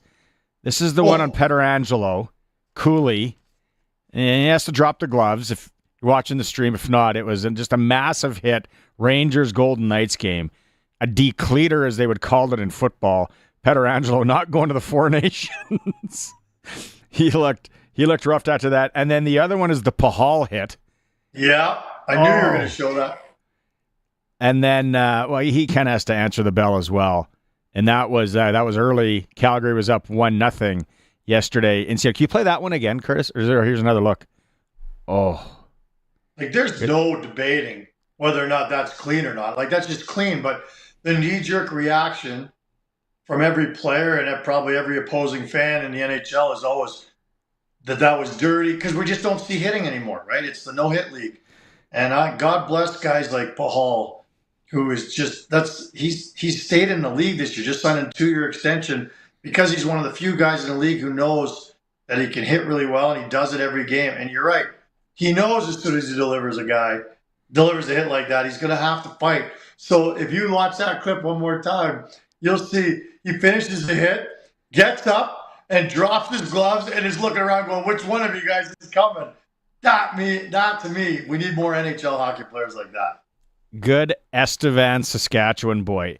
And the second view here, like you can't ask for more of a shoulder on body hit. Like there is nothing dirty about. Like that is such a good hockey hit. Did he get a penalty for that? Nope. Yeah, good. Yeah. He just got fighting. Yeah, that's it. Yeah. And you know what? I love this kid. You'll be hearing more and more of him. Like I said, Flames got him in a trade, definitely as a spare part. No, they picked him up off waivers from the Vegas Golden Knights. Vegas, yeah. Turned this guy. Well, they haven't turned him into. He's turned himself into like. This is gonna sound weird to say, but like, maybe this is a little over the top, but like he's the ultimate number 6. If you ask me, on a blue line, his job is. Go out there, play 13 minutes a night, 14 minutes a night. And oh, by the way, help us establish an identity of being a hard-hitting team and a hard team to play against. And if you could do that, there's a lot of teams in the league I think would want you. Classic Kelly McCrimmon, just finding a good prairie boy, working him in. Like you look at his elite prospects, right? Like he put in his time. AHL, East Coast League. No, it's great. Great to see. Kay, what about, we talked about Mackenzie Weegar, and we talked about Drew Doughty. Doughty's back now with the Kings and playing a lot of minutes. Like, do you see him? Like, when are they announcing it? Later this week? Well, they got to announce it soon because Weegar's got to get his cancellation insurance in order for Mexico. They're going to bring him. When they announce it publicly and when they tell the player, probably two different things. But, the tournament starts a week from, 2 days, 9 days from now. So, look, we knew he'd have a 6-game tryout. He's played 3 of those. I've been looking at the stats after every game. I haven't watched them. But you're right. He's playing between 24 and 27 minutes a night. Like, that's what a horse to not play for the whole year. And then jump in and do that. But he's only got 1 assist. Now, I know you don't measure it just on that, especially when a guy's just coming back. But he's been playing on the power play. They've been giving him opportunity. The Kings haven't been playing very well lately. I'm not blaming any of this on him. It just adds to the quandary I think they face. To me, because he hasn't come in and blown anybody away, to me, you don't take the chance. I know that you owe him. I know that you've won all sorts of things internationally with this guy on your team. Maybe you feel you owe him, but I don't think that's the reason you bring him. I think you go with a guy like Mackenzie Weegar who can, we've talked about it before, and I am biased because I watch him every night, but he can do everything. You can bring him in and play him strictly defensively. You can bring him in. You can run your second power play. He hits guys. He blocks shots. Like, he does all the intangibles. I don't think there's a guy on that roster that does all the different things. Look, all the other defensemen are better than him, don't get me wrong, but he can give you a little bit of everything and do it at a high level. So there's no risk in bringing Mackenzie Weegar. There's risk involved with having Drew Doughty. Yeah, he came back. They get they get shut out in Florida. Then they get shut out in Tampa. Then they scored 2 goals in Carolina. It's going to be interesting. Okay, I want to leave you with this video. If you're watching this stream again, did you see this? These kids coming on the ice? Yeah. And the one kid's stick gets caught, and the other guy behind him goes right. There's $300 right there for some parent. All the kids are running on the ice. They're doing a heck of a job, but the one kid's stick gets caught, and then his teammate goes right through it, cracks it in half. Might have broken a rib too on the way through. That's awesome. Yeah. Yeah. So no Maz today. He's He didn't get a chance to join us back, but he'll be back with you on Wednesday. Hey, can I ask you a question about Saskatchewan? As long as it's not tariff related. This is a tariff-free show. No, do you have Aussie bites there? Do you know what an Aussie bite is? Oh, I've heard of I think I've heard of those before. What are they? I'll leave that with you. We'll discuss it next time. And if you don't have them in the province, we can ship them there tariff-free. That's my promise to you. But just something to think about. Send it on a Greyhound. Like the ones they sell at Costco? Yes. Yes. Yeah. Yes. Okay. So I knew you had Costco there, but they, not all Costco's carry the same stuff. No, look, we don't have a Costco. All we got in town is a Red Apple and a Sand Store. The last Sand Store still around in Regina. That's all we got here, Eric. That's let me know. I knew you had. Don't get me in trouble here. Okay, go to your local Costco if you have a membership. Go get yourself some Aussie bites. Do yourself a favor, but be warned. You'll slam $1 million back every day. That's my problem right now. I don't set foot in Costco. That's Mrs. S's job, and then she's even gone down the ordering because there's only one in town, and it's way on the it's driving. I'm better off driving halfway to Saskatoon than going the other way to Costco. I'm dead serious. And then so the next time I will step foot in a Costco will probably be first week of July in Kalispell, Montana. So I have a great story about the Kalispell, Montana Costco. We'll save it for on Wednesday. I'm not here Wednesday. Why can't you say it now? Oh, okay. I thought you had to run. No, go ahead. I'm dating this gal, I don't know, 20 years ago, 25 years ago. I ended up marrying her. It's my wife. Sarah? Been 20 years. Yeah, Sarah. 20 years, been together. We're dating, maybe 26, 27 years ago. Oh my God. Her parents own a place in Kalispell. You and I have talked about it there at Meadow Lake. And I go down. It's my first time ever in a Costco. I've never seen such an incredible, this is my Willy Wonka moment. I've never seen better Disneyland, better in Augusta National. I'm like, oh my God, everything's so cheap. Everything's right there on pallets, big parking spots, big carts. This is the greatest day of my life. So I start loading my cart up. I'm just visiting. I met her parents. Literally, we came across the border. They said, we'll meet you at the Costco. So I literally just, hi, Ann. Hi, Jerry. How are you? I'm Eric. I'm dating your daughter, blah, blah, blah.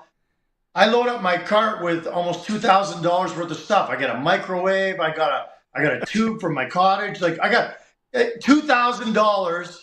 And then I get to the till, and I don't have a Costco card, and I certainly don't have cash. So I'm not. I basically, and they couldn't take my debit card, whatever. There was a problem. I turned to these people who I didn't even know, and it wasn't an option to just put everything back or say, okay, I guess I have to come back some other. I turned to Ann and Jerry, who I met 12 minutes earlier, and I'm like, is there any chance I could borrow a couple grand from you? What the hell? Can you imagine? And I ended up marrying her, and they allowed it to happen. Holy cow, what a dirtbag. Did you ever pay him back? No, that's the best part. Never will I pay them back. Still have the microwave and whatever else you bought. Yeah. No, you know what? It's tricky. It was tricky there, and I don't know if it still is, but they would take different credit cards in the States at Costco than they did in Canada. So if you didn't have, if you were Visa here and you went and you didn't have a Master or whatever, it's vice versa. Yeah, you get stuck. And then Interact was always a Canadian thing.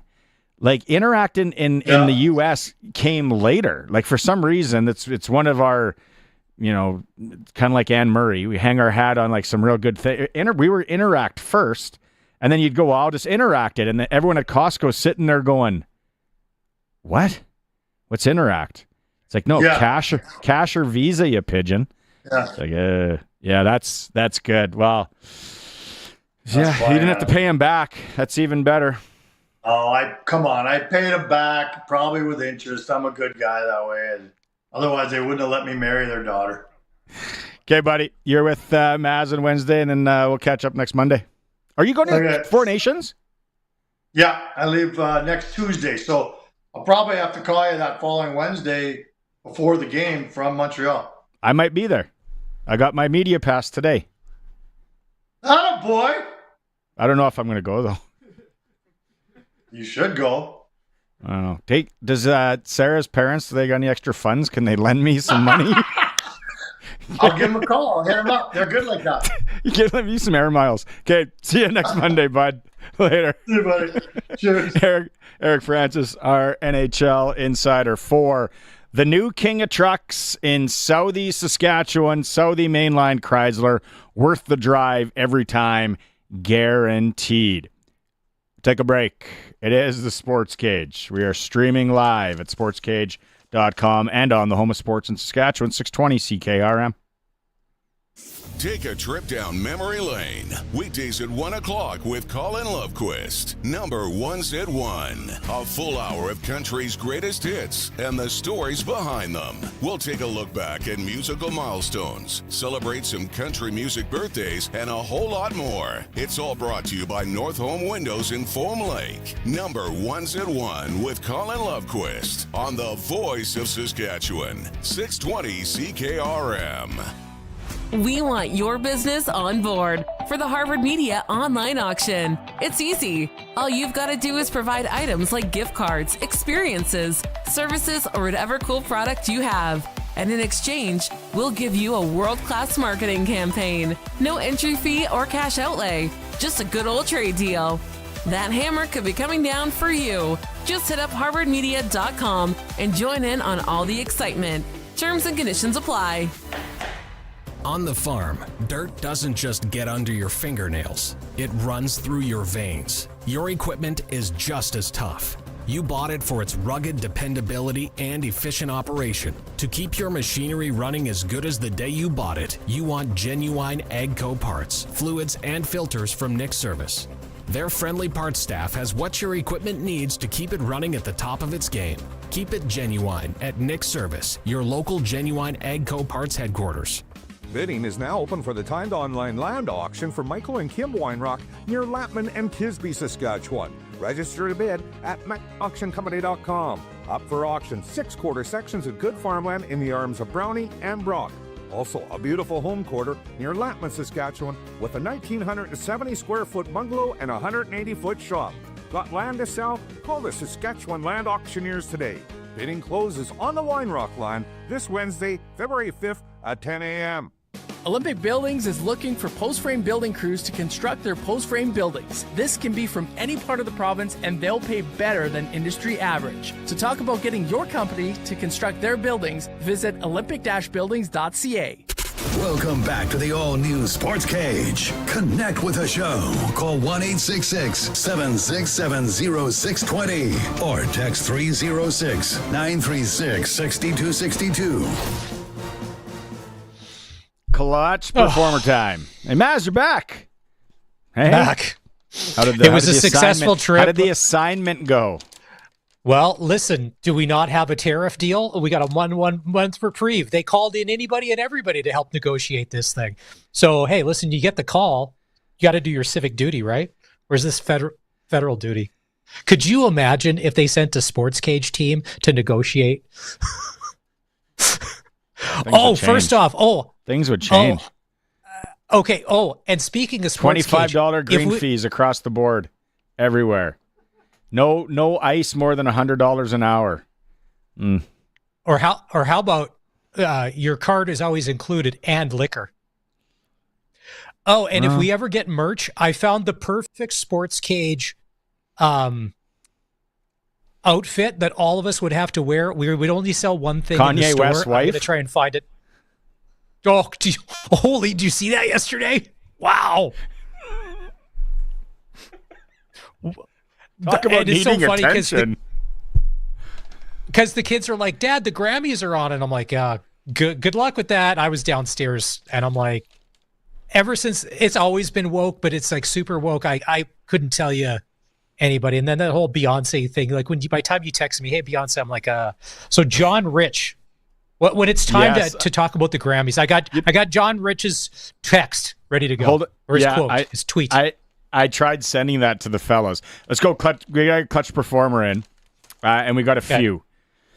So my first one. Do you have the clip?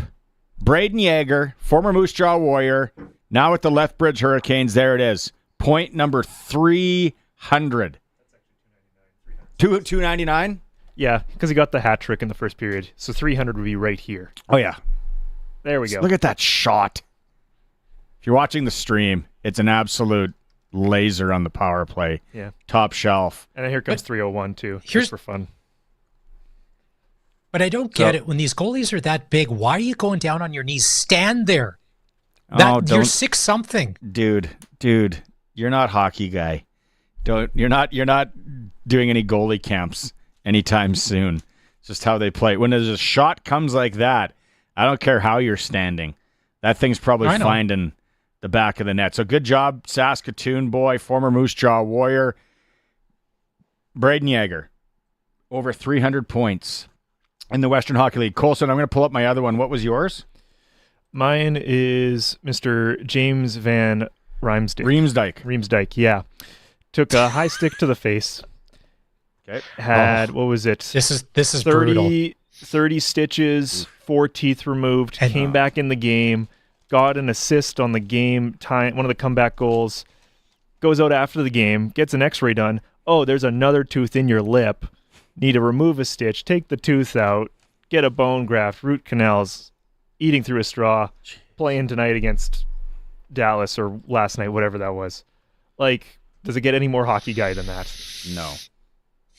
No. Ugh. That gives me the heebie-jeebies. Yeah, no video of that one. Okay. More clutch performer for Nick Service in Emerald Park. Your local Massey Ferguson Challenger, Rogator, Gleaner, and Fent dealer.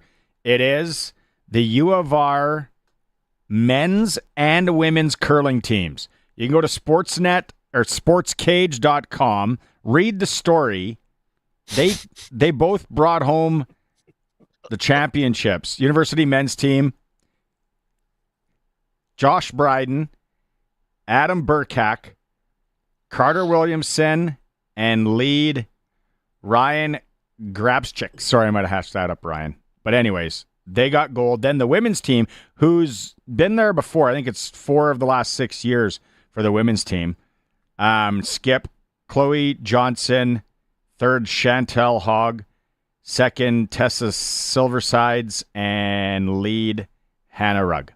So the U of R teams sweep the Canada West Championships this weekend.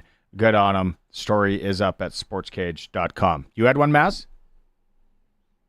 No? You don't have. I'm not going to force feed you. It's okay. That can be it. Well, no. What? Yeah. I had something, but now it's gone. Got distracted. Okay. That's our clutch performer for Nick Service. In Emerald Park, your local Massey Ferguson Challenger, Rogator, Gleaner, and Fent dealer. Call the fine folks at Nick Service, 781-1077. Okay, what do we got for time here? Do you want to go Grammy? You want to go down the Grammy thing right now? Sure. Like the Riders signed Tavon Campbell today. He's back in the fold. U of R grad, played in the NFL. He's back. That makes sense. Okay. Last week, Riders signed defensive lineman Shane Ray. That makes sense. Today, Riders signed 3-time OAC Receiver of the Year, Wayne Ruby Jr. That might be a bit of a project. We'll see how Wayne Ruby does. I hope he makes the team just so they play one of the Ruby songs. Ruby Tuesday? Is that a Beatles song? When he scores? It'd be awkward playing Kenny Rogers, Ruby. But yeah, Ruby Jr. So, Ruby, so all that Ruby, makes sense. Don't take your love Ruby, to town. don't take your love to town. That's a sad song. Like, I feel so sorry for that guy every time I listen to that song. Yeah, the guy in the song, his life is not going well. Okay, so last Monday, so when everything Mike makes Rose sense. and I'm James... getting to everything makes sense except Beyonce wins Country Artist of the Year at the Grammys. What? The minute she got nominated because they're woke, and this is the garbage, and I'm glad a lot of this is going away. I think it's going away. I hope. I'm like, she's nominated, she's going to win because she put out a pretend country album. And the Grammys, and it's hard keep in mind, to listen to. Okay, so keep in mind that we don't have that in our house. But the Grammys has always been a little out there as far as even when country, it would be the fringe country artists that would not necessarily be radio popular to be like, whoa, like they would. It's funny, like Little Big Town, who I really like, they can't get a song on the radio these days to save their life, but they win Grammys. And I like them. They're good. They're deserving. Like Brothers Osborne, really like them. The Grammys love them, not necessarily super mainstream. So John Rich of Big and Rich, and if you don't follow him on social media, he's great. Keep in mind, if you're thin-skinned and you cry liberal tears, John will make you bawl. Okay? So John he loves America. He's about freedom. He's about all the amendments. He is not afraid to tell it like it is. So he put this out last night on Twitter, or this morning. Folks are asking me, how do music award shows work? Labels and publishers all have blocks of votes. They make deals with each other. You vote for mine, we'll vote for yours type thing. It has zero, capital letters, to do with who made the best music. Thus, Beyonce with Country Album of the Year, nice, right? The same thing is true with the CMAs, ACMs, billboards, etc. All work exactly the same. Last night, the Grammys outed themselves in a big way. And that got huge response on social media. I saw that too. Man, I don't even know what to say. Country Artist of the Year. Go ahead. Well, okay, but people are like, well, maybe it was a light category. Chris Stapleton was nominated. Lainey Wilson. They've had incredible years.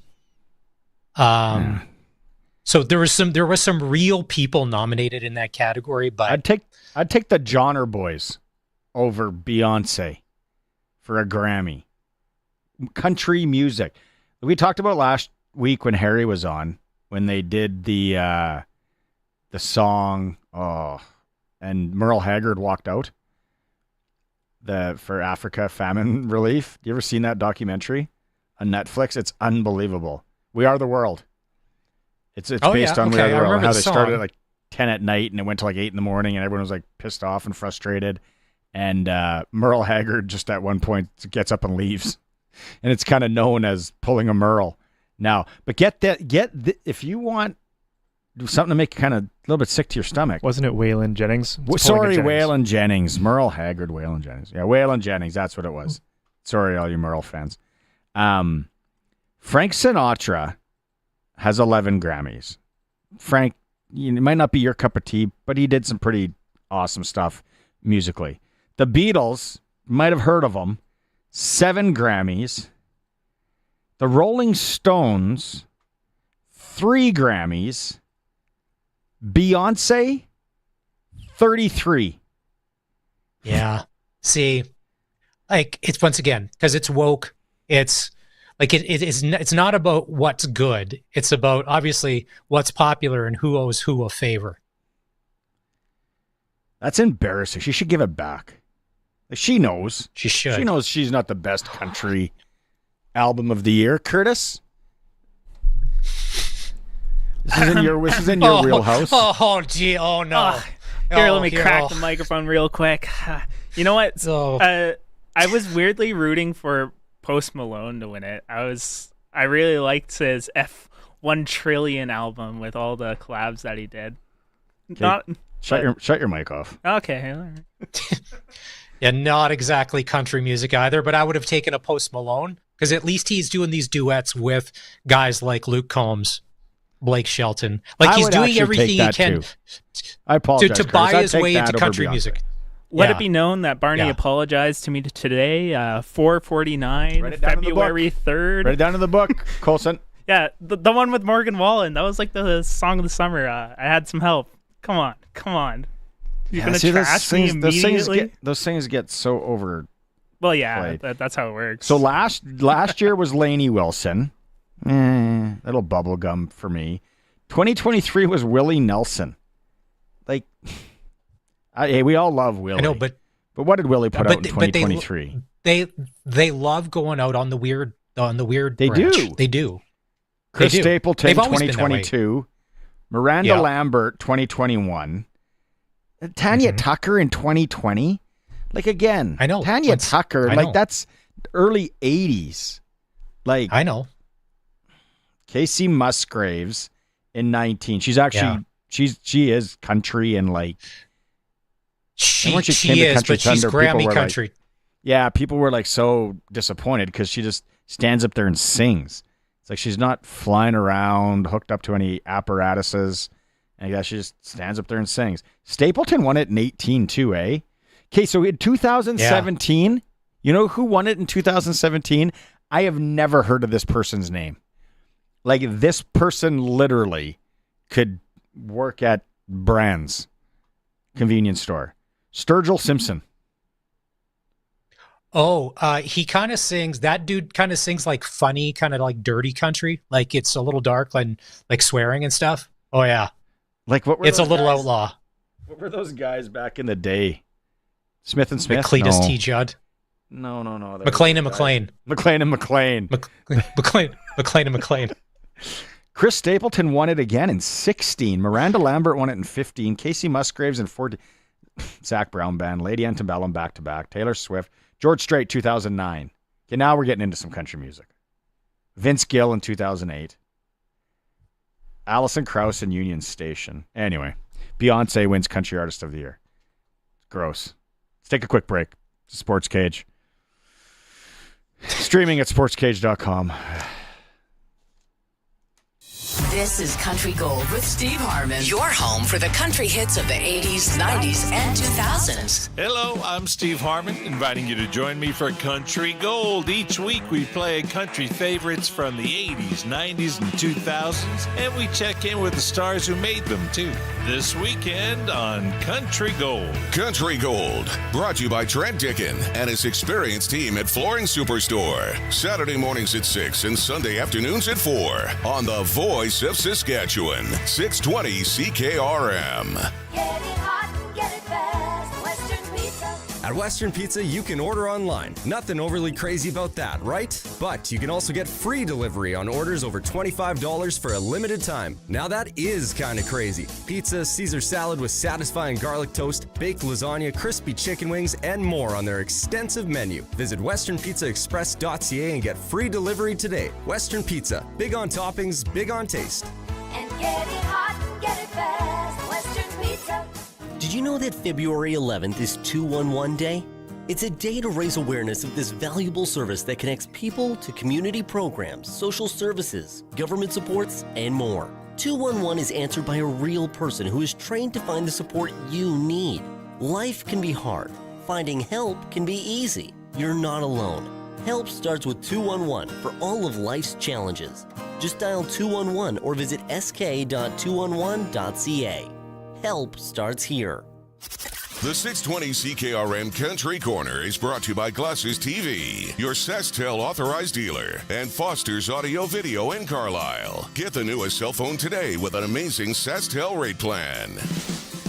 Experience an evening in Greece in support of the Hospitals of Regina Foundation, Saturday, March 8th at the Delta Hotel. Authentic Greek cuisine, vibrant music, dancing, and more. Full details at An Evening in Greece on Facebook. Country music superstar Lainey Wilson is coming to Saskatchewan with her Whirlwind World Tour, August 30th at the SaskTel Center in Saskatoon. Tickets go on sale Friday, February 7th at 10 a.m. Ticketmaster.ca.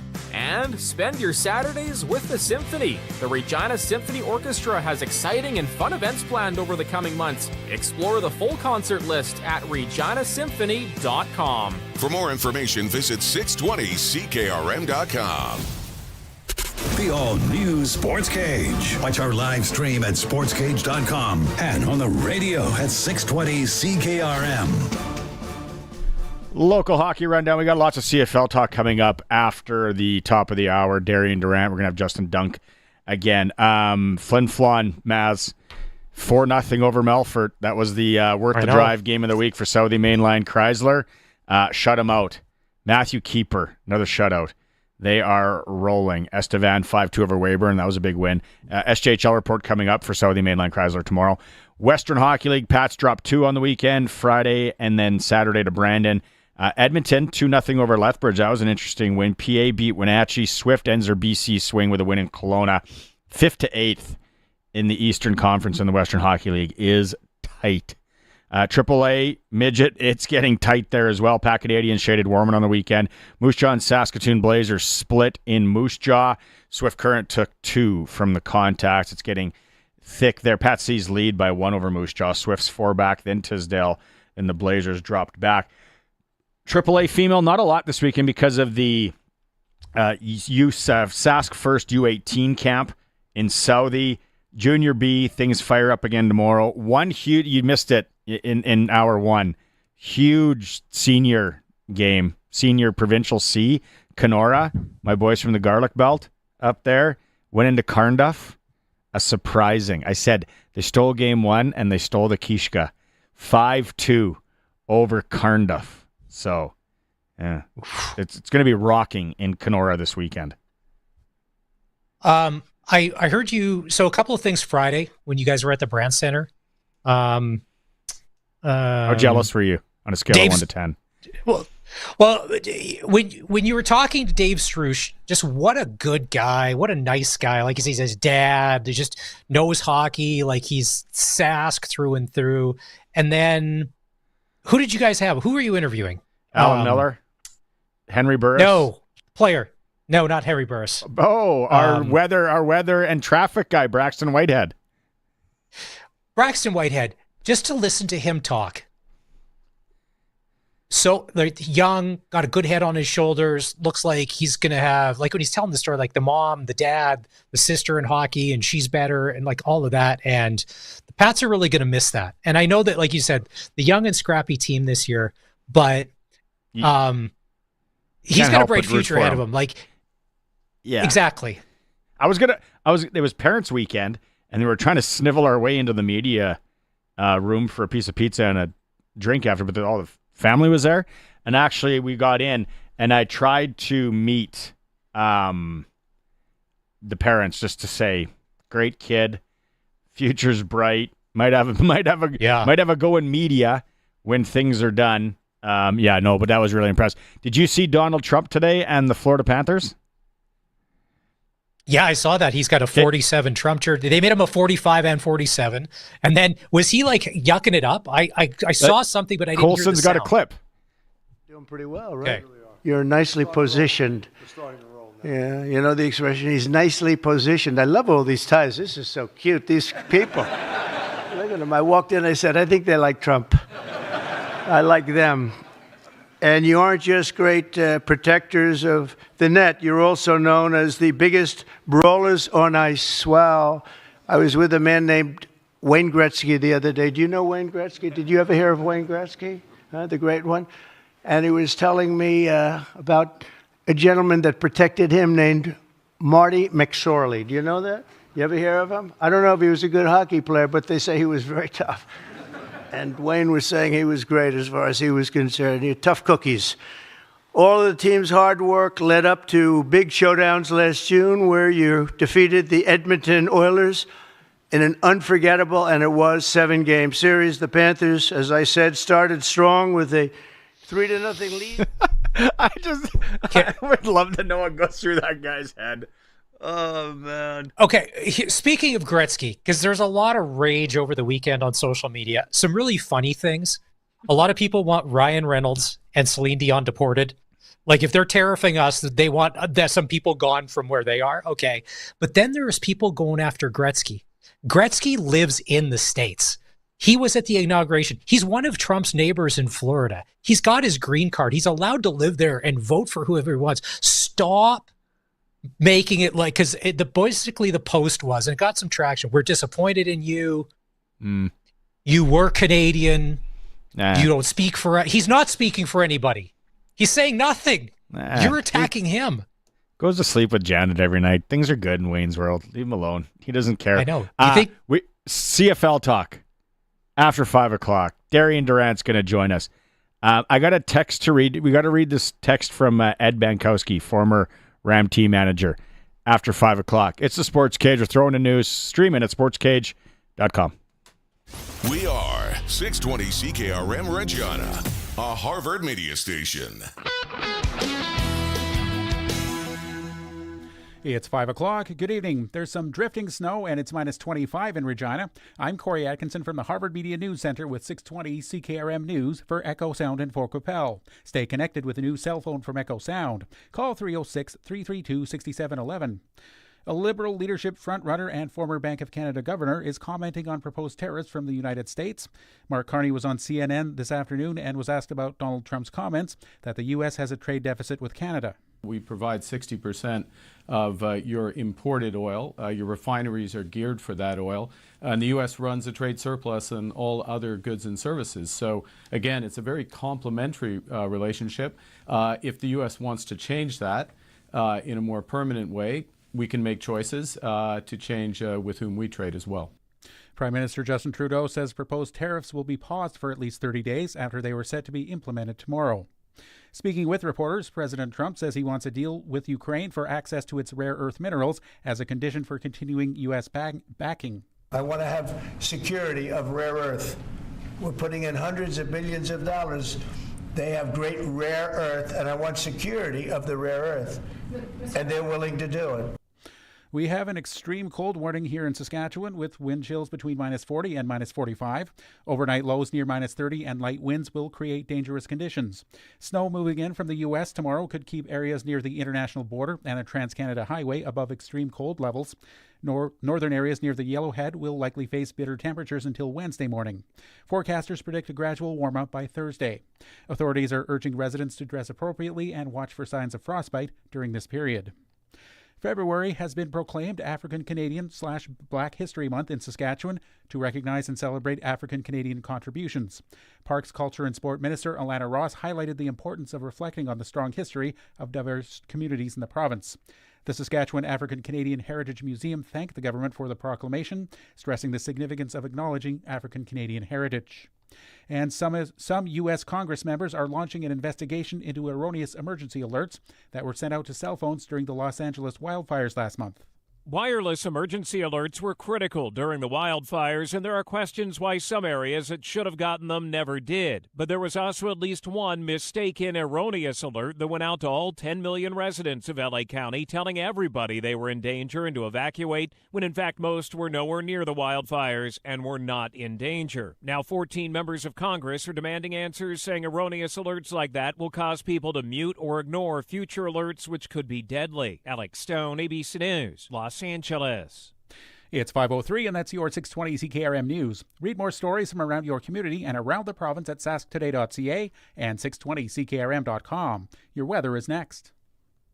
Oh, finally, there it is. Whoa, did you order pizza? No, even better. I called Echo Sound, your SaskTel authorized dealer. Oh, so what'd you order? Well, they have all the top-of-the-line smartphones with all the latest features and so many great plans, man. Oh, nice. Oh, it is the pizza guy. Hey, guy. Tell him to go away. We're waiting on Echo Sound. Echo Sound, your SaskTel authorized dealer in Fort Qu'Appelle. EchoSound.ca. We'll still take the pizza, though. Sask Lotteries has 50 years of winning behind us. And you know what that means? Lots of winning numbers. Numbers like over 1,200 organizations funded and 12,000 plus groups supported. $6 million given away annually in community grants. And the winningest number of all? $1.4 billion given back to the people of Saskatchewan through sport, culture, and recreation. And we're just getting started. Help us grow the next 50. Learn more at sasklotteries.ca. It's 5:04, and I'm Corey Atkinson with your 620 CKRM Precision Weather Forecast, brought to you by Linex Regina. Serious protection, killer looks, 1865 McCarra Street. Now here's Precision Weather meteorologist Steve Adamson. Conditions looking quite cold across the area tonight, and another pretty cold day for tomorrow. It looks like we'll see a weather system bring some accumulating snow into the area as we progress into Tuesday night and Wednesday. Tonight, clear to partly cloudy skies, quite cold. The low temperature drops to minus 32.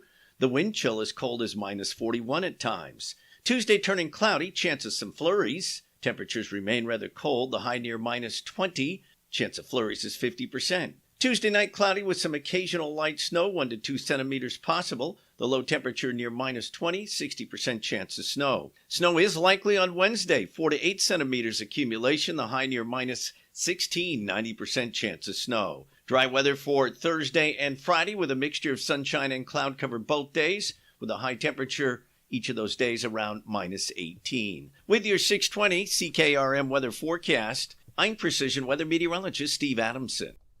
Across the province at this hour, Saskatoon is minus 25, Swift Current minus 27, Assiniboia minus 26, Broadview Moosomin minus 24, Yorkton Melville minus 23, and Estevan and Weyburn are both minus 25. At this hour in Moose Jaw, it's mostly clear. Winds are from the northwest at 25, and it's minus 25. Regina has some drifting snow. Winds are from the northwest at 24, and it's minus 25 here as well. For more local news that matters to you, subscribe to the daily newsletter at sasktoday.ca. When you want the best for your truck, you want Line-X. Your truck has withstood the harshest elements Saskatchewan has thrown at it. Rocks, gravel, rain, sleet, and snow, and left with no chips, no rust. Line-X protective coating keeps your truck's bed liners, rocker panels, and bumpers looking like brand new. Don't settle for Brand X. Go with Line-X. It's serious protection. Come see why everybody loves taking their truck to Line-X Regina for their rocker panels, bumpers, and more. Line-X. Make your truck complete. 1865 McCarra Street. Bidding is now open for the timed online land auction for Michael and Kim Weinrock near Lapman and Kisby, Saskatchewan. Register to bid at MacAuctionCompany.com. Up for auction 6 quarter sections of good farmland in the arms of Brownie and Brock. Also, a beautiful home quarter near Lapman, Saskatchewan with a 1,970 square foot bungalow and a 180 foot shop. Got land to sell? Call the Saskatchewan Land Auctioneers today. Bidding closes on the Weinrock line this Wednesday, February 5th at 10 a.m.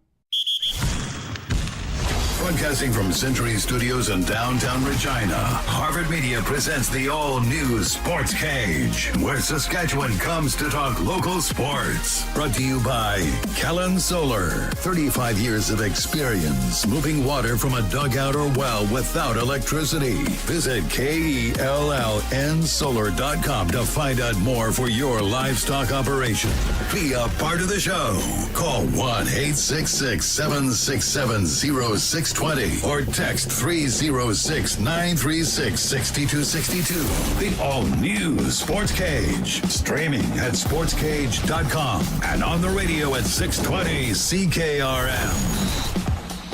Hour 3 of the show for Kellen Solar on Monday. It's Barney Shinkaruk, Maz, Colson, and Curtis. Darian Durant standing by. We're going to talk CFL football with him. Back half of this hour, our recap with Justin Dunk from hour 1 of the program. Very informative. So there you go, your CFL football fix, because things are moving fast and furious. Maz, did you hear? It's not really breaking news. Colson said it came down about an hour ago. I know we weren't going to talk tariffs. I said we're boycotting. We're lifting the tariff. We're lifting boycott. Curtis, can you do it for me? Canada gets a 30-day reprieve from the tariffs. Yeah. So it's. I kind of thought that was the play. Yeah. Well, okay. He got Mexico to bend the knee this morning, and he got us to bend the knee this afternoon. Just gonna give her. Yeah. They say we're not generous. We're so generous. We'll give 30 days. You know. We're really nice. We took the Stanley Cup, so we got to give it a little something back. There we go. We finally got Curtis's Trump impersonation, and it was really good out there. Hey, 9-3 wasn't just really good. It was the best. The best there is. Prairie Land Rentals text line on Albert Street. Deal with the owner since 1986. Prairie Land Rentals 936-6262. You can comment on how awesome of a job Curtis just did. We're getting a lot of comments on the YouTube chat from, what is it, Sea Lightning? It's going off. It's going off on there. Not a lot of substance, but he's texting in. Anyway, let's get going now with some CFL talk. Our CFL former legendary Rider quarterback Darian Durant is joining us. Darian. Hey, Canada gets a 30-day reprieve. That includes. I don't know if there's going to be tariff talk when it comes to us doing our thing here, but man, it's been busy. Like it is. Ed Hervey in Edmonton. He's like Maz at Costco. He's buying a little bit of everything, right? What's your take been so far on what you're seeing from the CFL and free agency? Well, first of all, with Ed Hervey, he's doing exactly what I expected him to do for a team that lost so many games by such a small margin. What he's doing is he's going out there, he's getting tough-nosed players, guys who in the fourth quarter you'll get that same type of effort. Bringing in Tyrell Ford along with re-signing of Niles Morgan, just gritty guys that know how to play, physical guys. They're trying to change the mentality over there in Edmonton, and he's doing a great job of making sure he puts the pieces in place to do that. It's funny, Darian, you mentioned that Niles Morgan, and maybe a lot of people don't know him, but for as bad as the Eskimos have been, he has been one of the bright spots on defense. He had 111 tackles last year. He's just one of those thick linebackers. He's everywhere. So to me, that was kind of the no-brainer. But then there's also there's word that Royce Mechie is going there. And have you ever heard of a Canadian defensive back, if the numbers are true, that Tyrell Ford is going to get $230,000 a season? Like, that's quarterback money to be a DB in the backfield. Yeah. That's resetting the market, if you ask me. Absolutely. And I mean, birth certificate in this case is so important. I mean, when you have a guy that you can put in the defensive backfield, pretty much a lockdown corner, that's Canadian, that can change the ratio, get you to be able to put more, American guys on the skill positions on the offensive side of the board. I mean, look, everyone's looking. You can see what the Riders did with Tavon Campbell. I mean, you're looking for that guy, that ratio changing player that can allow you to change things up and you can get more playmakers on the field. So, if the reports are true, I mean, kudos to him. He deserves it. Whenever you have a guy that can take the ball away, they deserve to get paid. And the fact that he's Canadian just adds icing on the cake. Tavon Campbell. Can you go to that clip, Curtis? We have some clips of when he was playing in the NFL. The Joe Flacco pass into right here into the flats.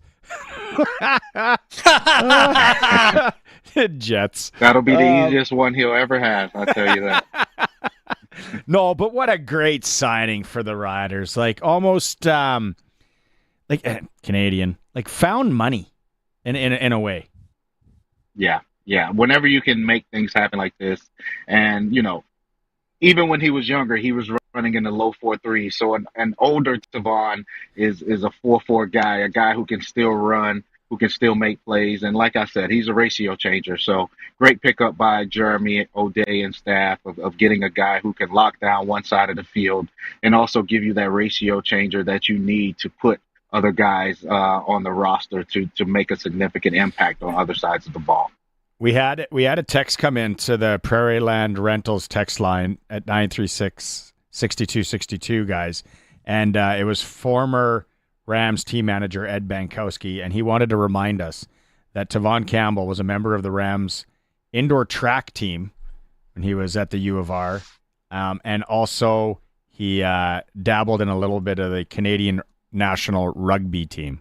So a versatile guy. I don't know if you saw this one come down later today, Darian, probably just about an hour and a half, 2 hours ago.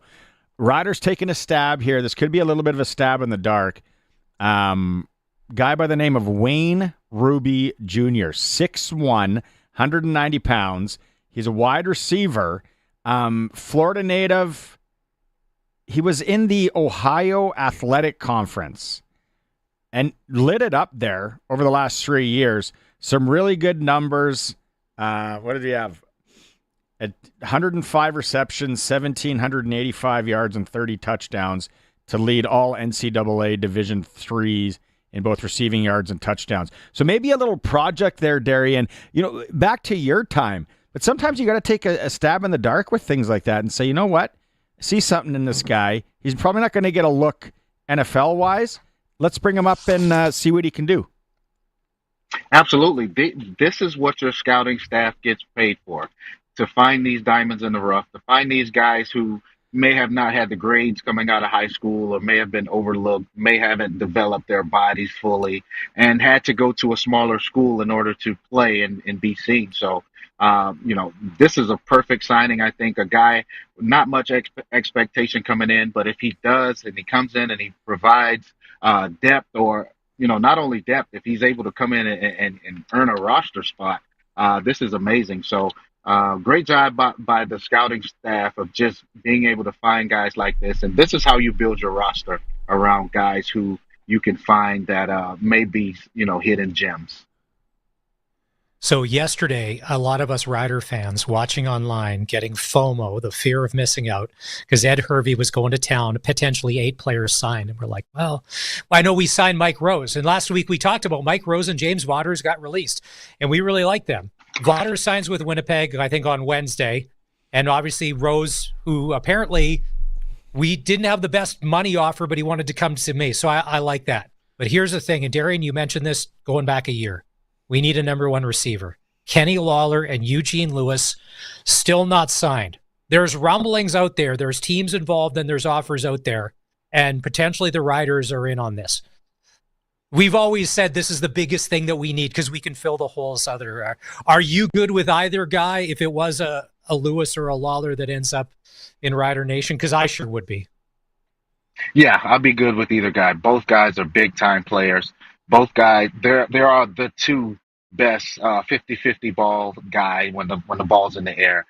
They make plays from the slot. You can put them at wide out. It doesn't matter. You need these type of guys in the red zone that can make plays. So definitely they're my 1A and 1B. I don't think there's much separation when it comes to skill set with these two. Maybe Lawler's a little bit younger than Gino. But when it comes to just playmaking ability, these are the best two guys out there. And I saw where Ottawa released Dominic Rhymes as well. I think he's another playmaker that may, be available. So, the Riders have options, which is a good thing. And, a receiver of that caliber for the Riders will definitely change that offense tremendously. Yeah, I see now. I don't know who I like there more. If I had to pick, and it's dollars will be the similar, but Eugene wants, what is Eugene going to settle on? Is he going to settle on 250, 270, where Lawler maybe come a little bit more on the cheap? And then does he want to stick it to Edmonton or stick it to Winnipeg? If he does, then there's no better place than Saskatchewan, right? If you want to stick it. Vice versa. Yeah, I mean, it's a perfect opportunity for Kenny Lawler. If there is any animosity or bad blood there between he and Winnipeg, which I don't think it is, because he left, went to Edmonton, and then came back pretty quickly. So I don't think there's any bad blood there. We all know it's business, but, I don't see a discount coming in from either guy, especially Gino Lewis, who went from Montreal to Edmonton, signed a huge deal there, I think for over $300K. So, the price tag will be pretty steep for them both.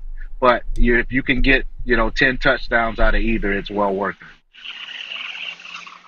it. Darian, when you were with the Riders, did you ever get to free agency, or was that always buttoned up beforehand and that you never went down that road? Yeah, never had an opportunity to go to free agency. The year I was about to was right before the Grey Cup, and Taman came in and made sure that it didn't happen. So never had that opportunity. Okay. I'm kind of glad I didn't, because it can be nerve-wracking, and you don't want to build any bad blood with organizations. So it's a tough thing to do. Well, because here's why I ask. Justin McInnis. So if the tampering starts Sunday legally, and Justin McInnis, nothing, but then they sign on Saturday, wouldn't you want to wait a few more hours to see what the rest of the market may give you? Like, you've come this far. Like, you're gambling a little, right? But it's interesting because there was a few guys that signed on Saturday. He was one of them. And that's the thing. You don't want you kind of want to see where other teams are, what they're willing to offer, but you don't want to put yourself in a situation where you wait too long and then the money that's already on the table from your previous team isn't there anymore. I mean, the teams have to protect themselves, right?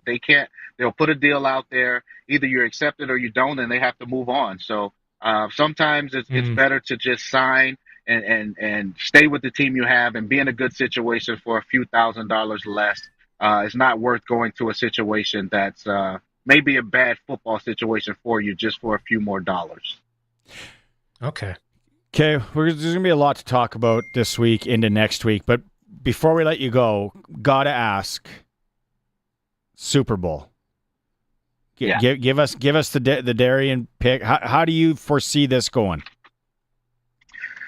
Oh, man, I went back and forth, and I'm still going back and forth. You know, I am a huge Patrick Mahomes fan. I think that this is his time. This is his era. But there's just something about Saquon Barkley and what the Eagles have that scares me. You know, I kind of compare this to when Corey Sheets came to us, and we were good, and we had a good passing game. But when Corey Sheets came in and opened up the offense for myself, I had my best statistical season passing. He shattered records running the football. And I think when you have a game-changing running back, you just have that advantage. And that's what I see with the Eagles and Saquon Barkley. He's just a game-changer, man. He changes the entire dynamic of your offense. He's one play away from hitting his head on the goalpost. So I have to go with the Eagles and that explosive playmaking ability because it just reminds me so much of what Corey Sheets brought to our offense back in 2012 and 2013. Well, we'll figure it all out on the weekend, and then we can have a nice conversation on Monday, seeing how it all shakes down. All right, Doubles, thanks so much. All right, guys. Thank you. Right on. It's our guy. Our weekly segment with Darian Durant. Quick break time. You're watching the Sports Cage. You're streaming at sportscage.com.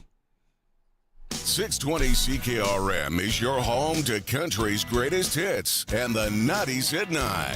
1 full hour featuring the biggest hits of the 90s. Garth, Reba, Alan, Shania, George, and so much more. No cassette tape or CDs required, and 90s mullets are optional. 90s at 9 for the town of Wolseley and the voice of Saskatchewan. 620 CKRM.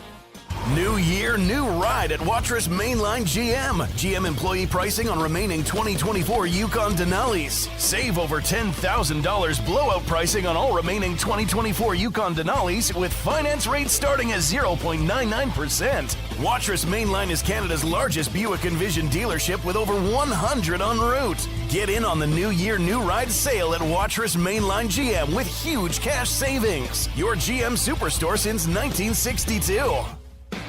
For everything hockey, head to Extreme Hockey and Sport. Spring hockey is around the corner. Get fitted to your specs with the best team at Extreme Hockey. Be sure to check out Umbrella Marketing and Tarrington and his team for all your team, corporate, and business needs. Corporate or work event? Check out our custom Yeti and engraving options. Make any occasion a special one. Extreme Hockey and Sport, 1425 McIntyre Street, and the Pro Shop conveniently located at the Cooperator Center. Louis Dreyfus Yorkton is expanding to meet the growing canola demands of tomorrow. If you still have canola to market, LDC Yorkton offers nearby space with highly competitive basis levels. Don't miss the LDC Next Era program, which still has a few acres available for this crop year, offering extra premiums on top of those great basis levels. Canola deliveries are accepted Monday to Friday from 6 a.m. to 7:30 p.m. LDC Yorkton, a name you know, a name you can trust. Call 1-877-782-8882 or visit ldcyorkton.com.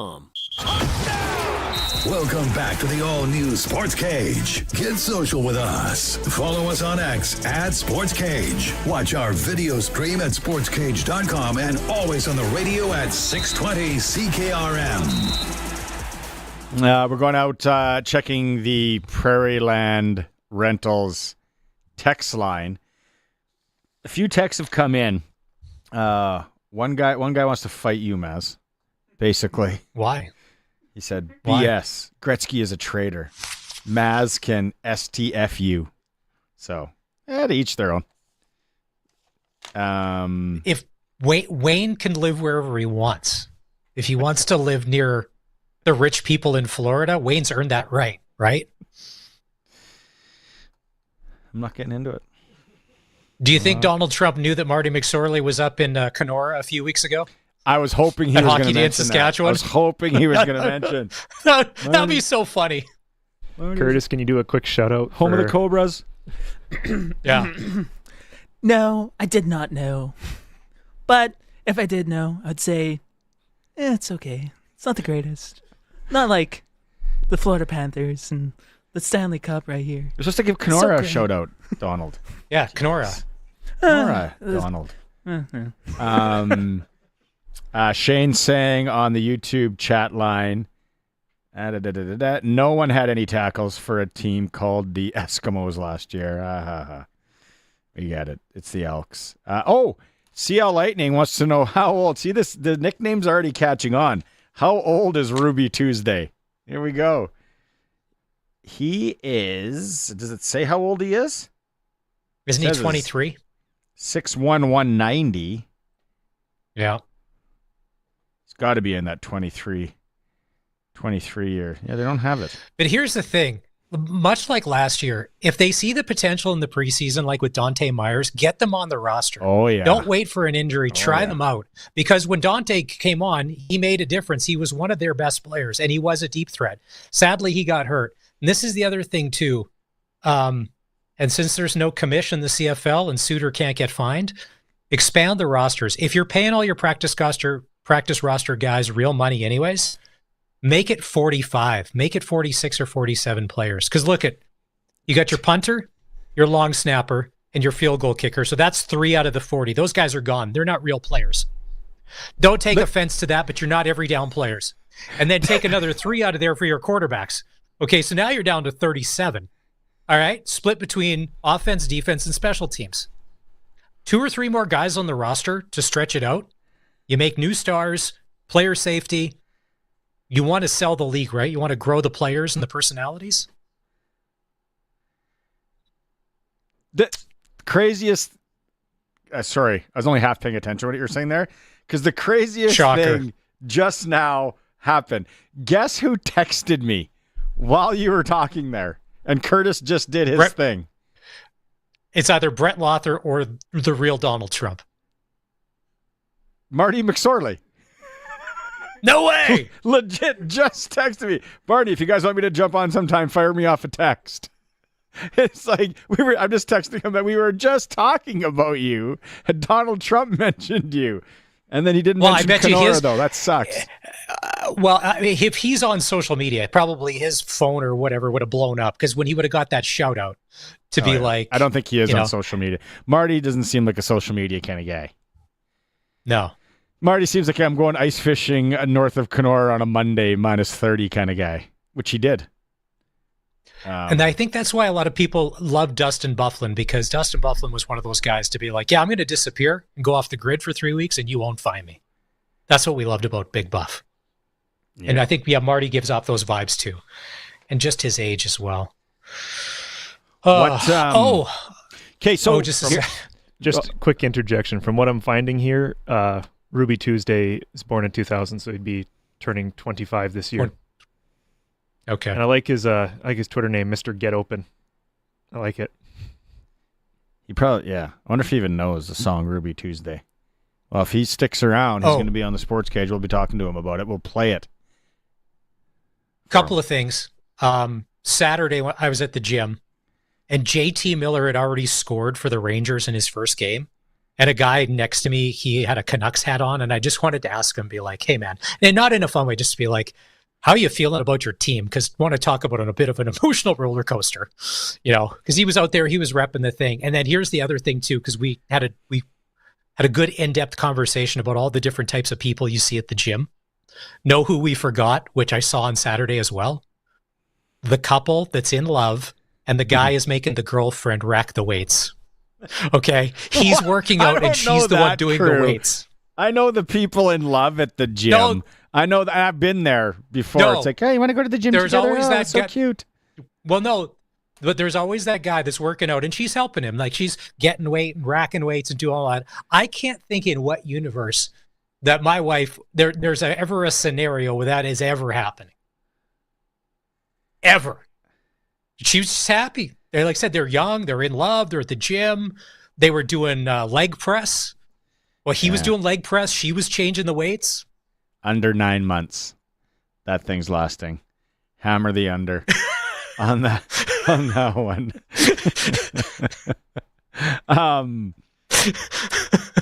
Can we go? Okay, here's another thing. You jumped onto the gym again. What's your take? I would like to know the percentage of 50-50s that are rigged. And I know back in the day, you hear stories about Western Hockey League teams, some other big teams where they were rigged. And you know what? I'd be stupid not to think that happens. But do you think there's a lot of 50-50s out there where like there's some big senior hockey games coming up in the next little bit, provincials and all that? It's like, yeah. And well, I was at a game a little while. I'm not going to call out where I was. I was at a game a little while ago. And this is where this stems from. They're like, all right, 50-50 ticket. It's on a blue ticket. 596-783. 596-783. And it felt like literally 20 seconds. All right, and our winner is Jolene Sacramento. Thank you very much. It's like some made-up name. And it was so quick that it seemed a little phony baloney. What do you think? So if it's digital... Well, you can't. Well, exactly. But if you're walking around with, when you go and try and get the right drink tickets at a wedding so you can do it for free. So if you're buying those tickets like at the dollar store... Yes. Please, don't tell me you haven't done that. If you're listening to this show, there's a lot of things we could get into that we've all done. Okay, so here's my thing. If it's a little rigged, like the senior hockey games, if it was... don't call it a 50-50. Call it a 33, 33, and 33. Okay? We get a little bit, they get a little bit, and somebody's going to win a little bit. I'm okay with that. Yes. But if it's the old school ticket way, to me, that just, you're leaving yourself open to anybody could have their hands in on this. If it's not digital these days. The buying the ticket thing, if you're going to a beer gardens, something like that, and it's like, hey, are you still in town? Yeah. Run by the dollar store, grab the pink or red tickets. Did I ever tell you what one of my buddies did? I'm not going to say. There was a city, small city, biggish town, had a big street dance. Blocked off like 3 streets, band, everything. We're younger. This is Swift Current. I already know. I'm going to blow this out of the water. This is Swift Current. All right. You don't have to name names, but you're at the Swift Current, the street festival. Okay. And how did you guys rip off the bar? No, go ahead. Buddy, statute of limitations has run out. Buddy I brought, he, all of a sudden, he's behind the bar with one of the Kinsman shirts that the bartenders were wearing. And we're like, what happened? He's like, I don't know. Some guy had enough. He was leaving, and he got in a fight with the boss, so he's leaving. And I just said, hey, can I buy your shirt? So he just gave it to me. So now I'm back here serving drinks because no one knew any different. So it was like, yeah, free ride on that. It was better than going to the dollar store and getting the tickets. Let's get a buddy with the shirt. Nice. Right? Now, when you win a small town 50-50, especially if they're trying to fundraise and do stuff, do you have to be the charitable person and the good guy and donate it back? I don't. Depends what it's for. A portion? Do you go portion back? But you got to remember how many 50-50s you've invested in, too. Really, you're just replenishing, kind of, what you brought back. That's a tough one. And how wasted are you? Does his money just, whatever, just donate it back. Yeah, donate it back. Sign me up for that Gretzky rookie card, too, in the silent auction. It's always a slippery slope. Something to think about. Let's take a quick break. It's a Sportscage. We're streaming at sportscage.com and on the home of the Saskatchewan Roughriders, 620 CKRM. CoolBet has all the hot games. For all the free-to-play casino games, head to coolbet.co. They've got sports odds, including Saskatchewan senior hockey, plus all the sports odds you can think of. From the ice to the field to the court, CoolBet has you covered. All at your fingertips. No risk, just thrill. So why wait? Get in the game and embrace the unexpected at coolbet.co. We're turning up the heat on trades at Capital GMC. Get into a new vehicle and keep your payment low with the $2,500 trade-in bonus. We're talking payments as low as $299 bi-weekly plus tax for a brand new Sierra. Or get into a GM certified pre-owned vehicle complete with manufacturer's warranty, roadside assistance, and more. Plus, Capital's 100K giveaway is back. Check out capital100k.ca for your chance to win. Turning up the heat on trades at Capital GMC. Proud member of the Capital Automotive Group. Get your equipment out of the rain and snow and under the roof of a new storage building from Olympic Buildings. Have a warm, dry place to work and keep everything out of the cold. Olympic Buildings. Buildings to meet your budget. Visit olympic-buildings.ca. Text CKRM 306-936-6262. Powered by Prairie Land Rentals. They've got everything you need for your projects. 600 Albert Street. PrairieLandRental.com. The all-new Sportscage is live streaming from our Century Studios in downtown Regina. Watch now at sportscage.com. Be part of the show by texting 306-936-6262. 620 CKRM. Not a lot on the hockey front this evening. No. One game. Just one NHL game. Yeah. Ottawa. Senators, Predators. Yeah, in Nashville. If you're going to go take that in, maybe you want to watch it. It's Dry Rib Mondays at the Canadian Brew House, $9.99. Cracked pepper and sea salt dry ribs. They make a nice dry rib there. $1.50 off tankards of Michelob Ultra. 2 locations, Canadian Brew House in Regina and 1 in Moose Jaw. Find out more information at the CanadianBrewHouse.com. Okay, so Colson has a donating a 50-50 backstory. It wasn't a 50-50. It was a live auction, but it was still a fundraiser. Okay. And it was 2 plane tickets to Vegas, private plane tickets. So good thing to bid on, right? Whoa. Private bird? Yeah. It was a private event. This is my previous job doing audiovisual stuff. Okay. The bid got to $99,000. The guy wins it, says, I'm giving it back. And me and my boss look at each other and are like, can we see any of this, please? We should put out a tip jar. The rebid of it got to $78,000, and the 2 people didn't want to budge. So they said, we can get 4 tickets. So they both won at $78,000. And I'm like, we just saw like $170,000. $240,000. $240,000. Just fly by in front of our eyes. That's crazy. So that's the other. I love that, and that's what we try to do in Kenora with the Marty McSorley fishing trip. It's like they were battling back and forth, and I said, "Can't you just fit 4 more guys in the fishing shack and sell them both, and then you double up the bid?" Yeah, or 2 days. Somebody gets the morning, somebody gets the afternoon. Donated basically $100,000 back. Yeah.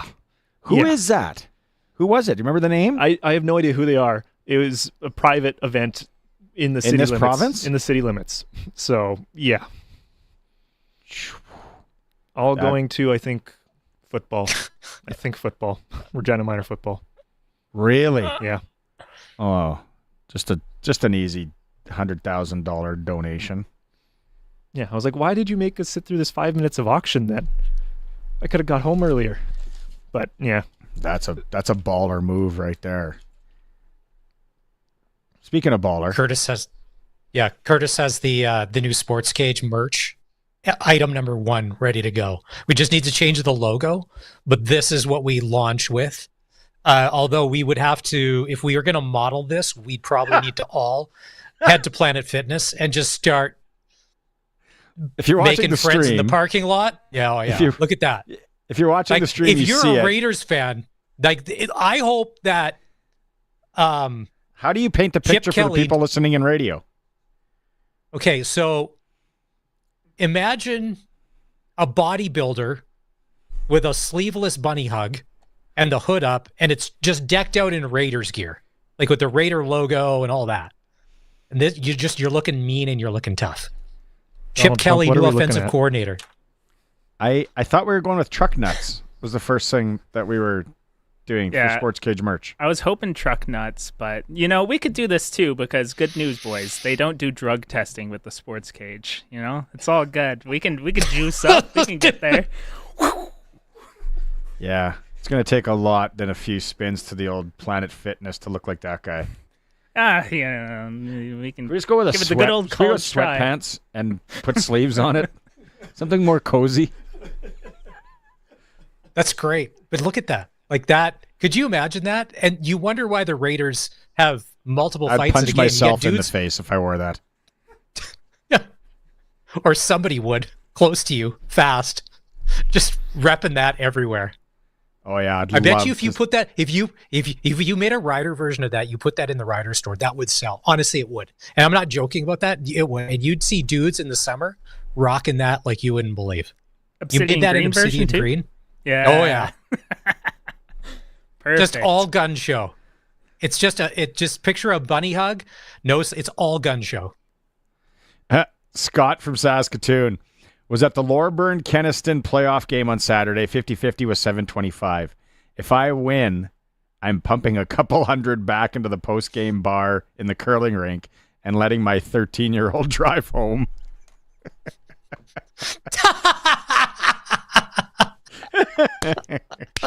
That's good. Oh. Hey, I also got another one here when we were talking earlier about Interact, and it was Eric Francis.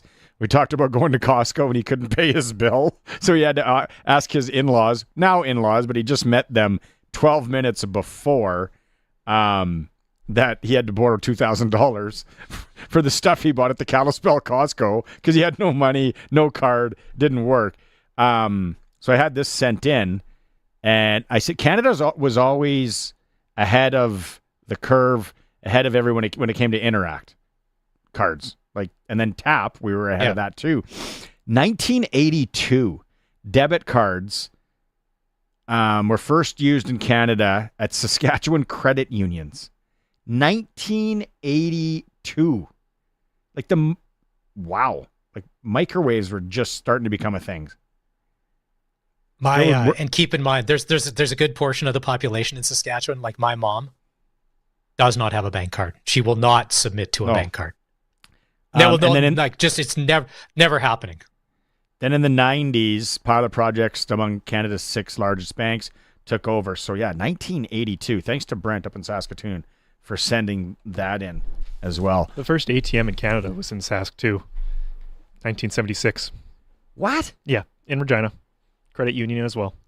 Really? What were the service fees back then? Ooh. Probably not that bad. Because no one was really. Or were there any? Yeah. Yeah. Or were there any? What an informative. Could you imagine if you went back to that program we got? Still more CFL talk. We're going to splice up and revisit the interview with Justin Dunk to take us up to news at the top of the hour. Colson Curtis, thanks so much. Maz, always a pleasure. I'll be back tomorrow. Guest hosting tomorrow, Derek Bidwell. Is back. Is he? He played in the Rider game I saw on the weekend. Oh, yeah. We're going to go deep. I wonder if he got a Wonder Bar. That was a saying, right? Hat-trick Wonder Bar guy. Yeah, we'll have to talk to him about that. So Justin Dunk coming up after the break. It is the Sports Cage, streaming at sportscage.com.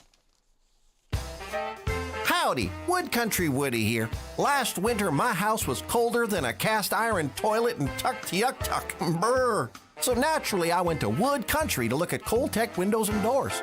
Turns out, Wood Country's winter book and special is happening right now, and I saved a bundle and a half. It's simple. Get warm. Save money. Order Coltech from Wood Country. Your home is your castle. In McLean, Estevan, and Tisdale. 0% financing on Bronco Sport, 0% financing on Ford F-150, 0% financing on Ford Escapes. You see the trend here? Future Ford has 0% financing on their huge selection of new vehicles. The 2024 has to go, and they need to make sure they have room for all the 25s they have coming. I know what you're thinking. 0%? What else can you do? How about free oil changes at any Ford dealership in Canada and half-price extended warranty? Check out their inventory at futureford.ca or visit them at Future Ford in Melville today. We want your business on board for the Harvard Media online auction. It's easy. All you've got to do is provide items like gift cards, experiences, services, or whatever cool product you have. And in exchange,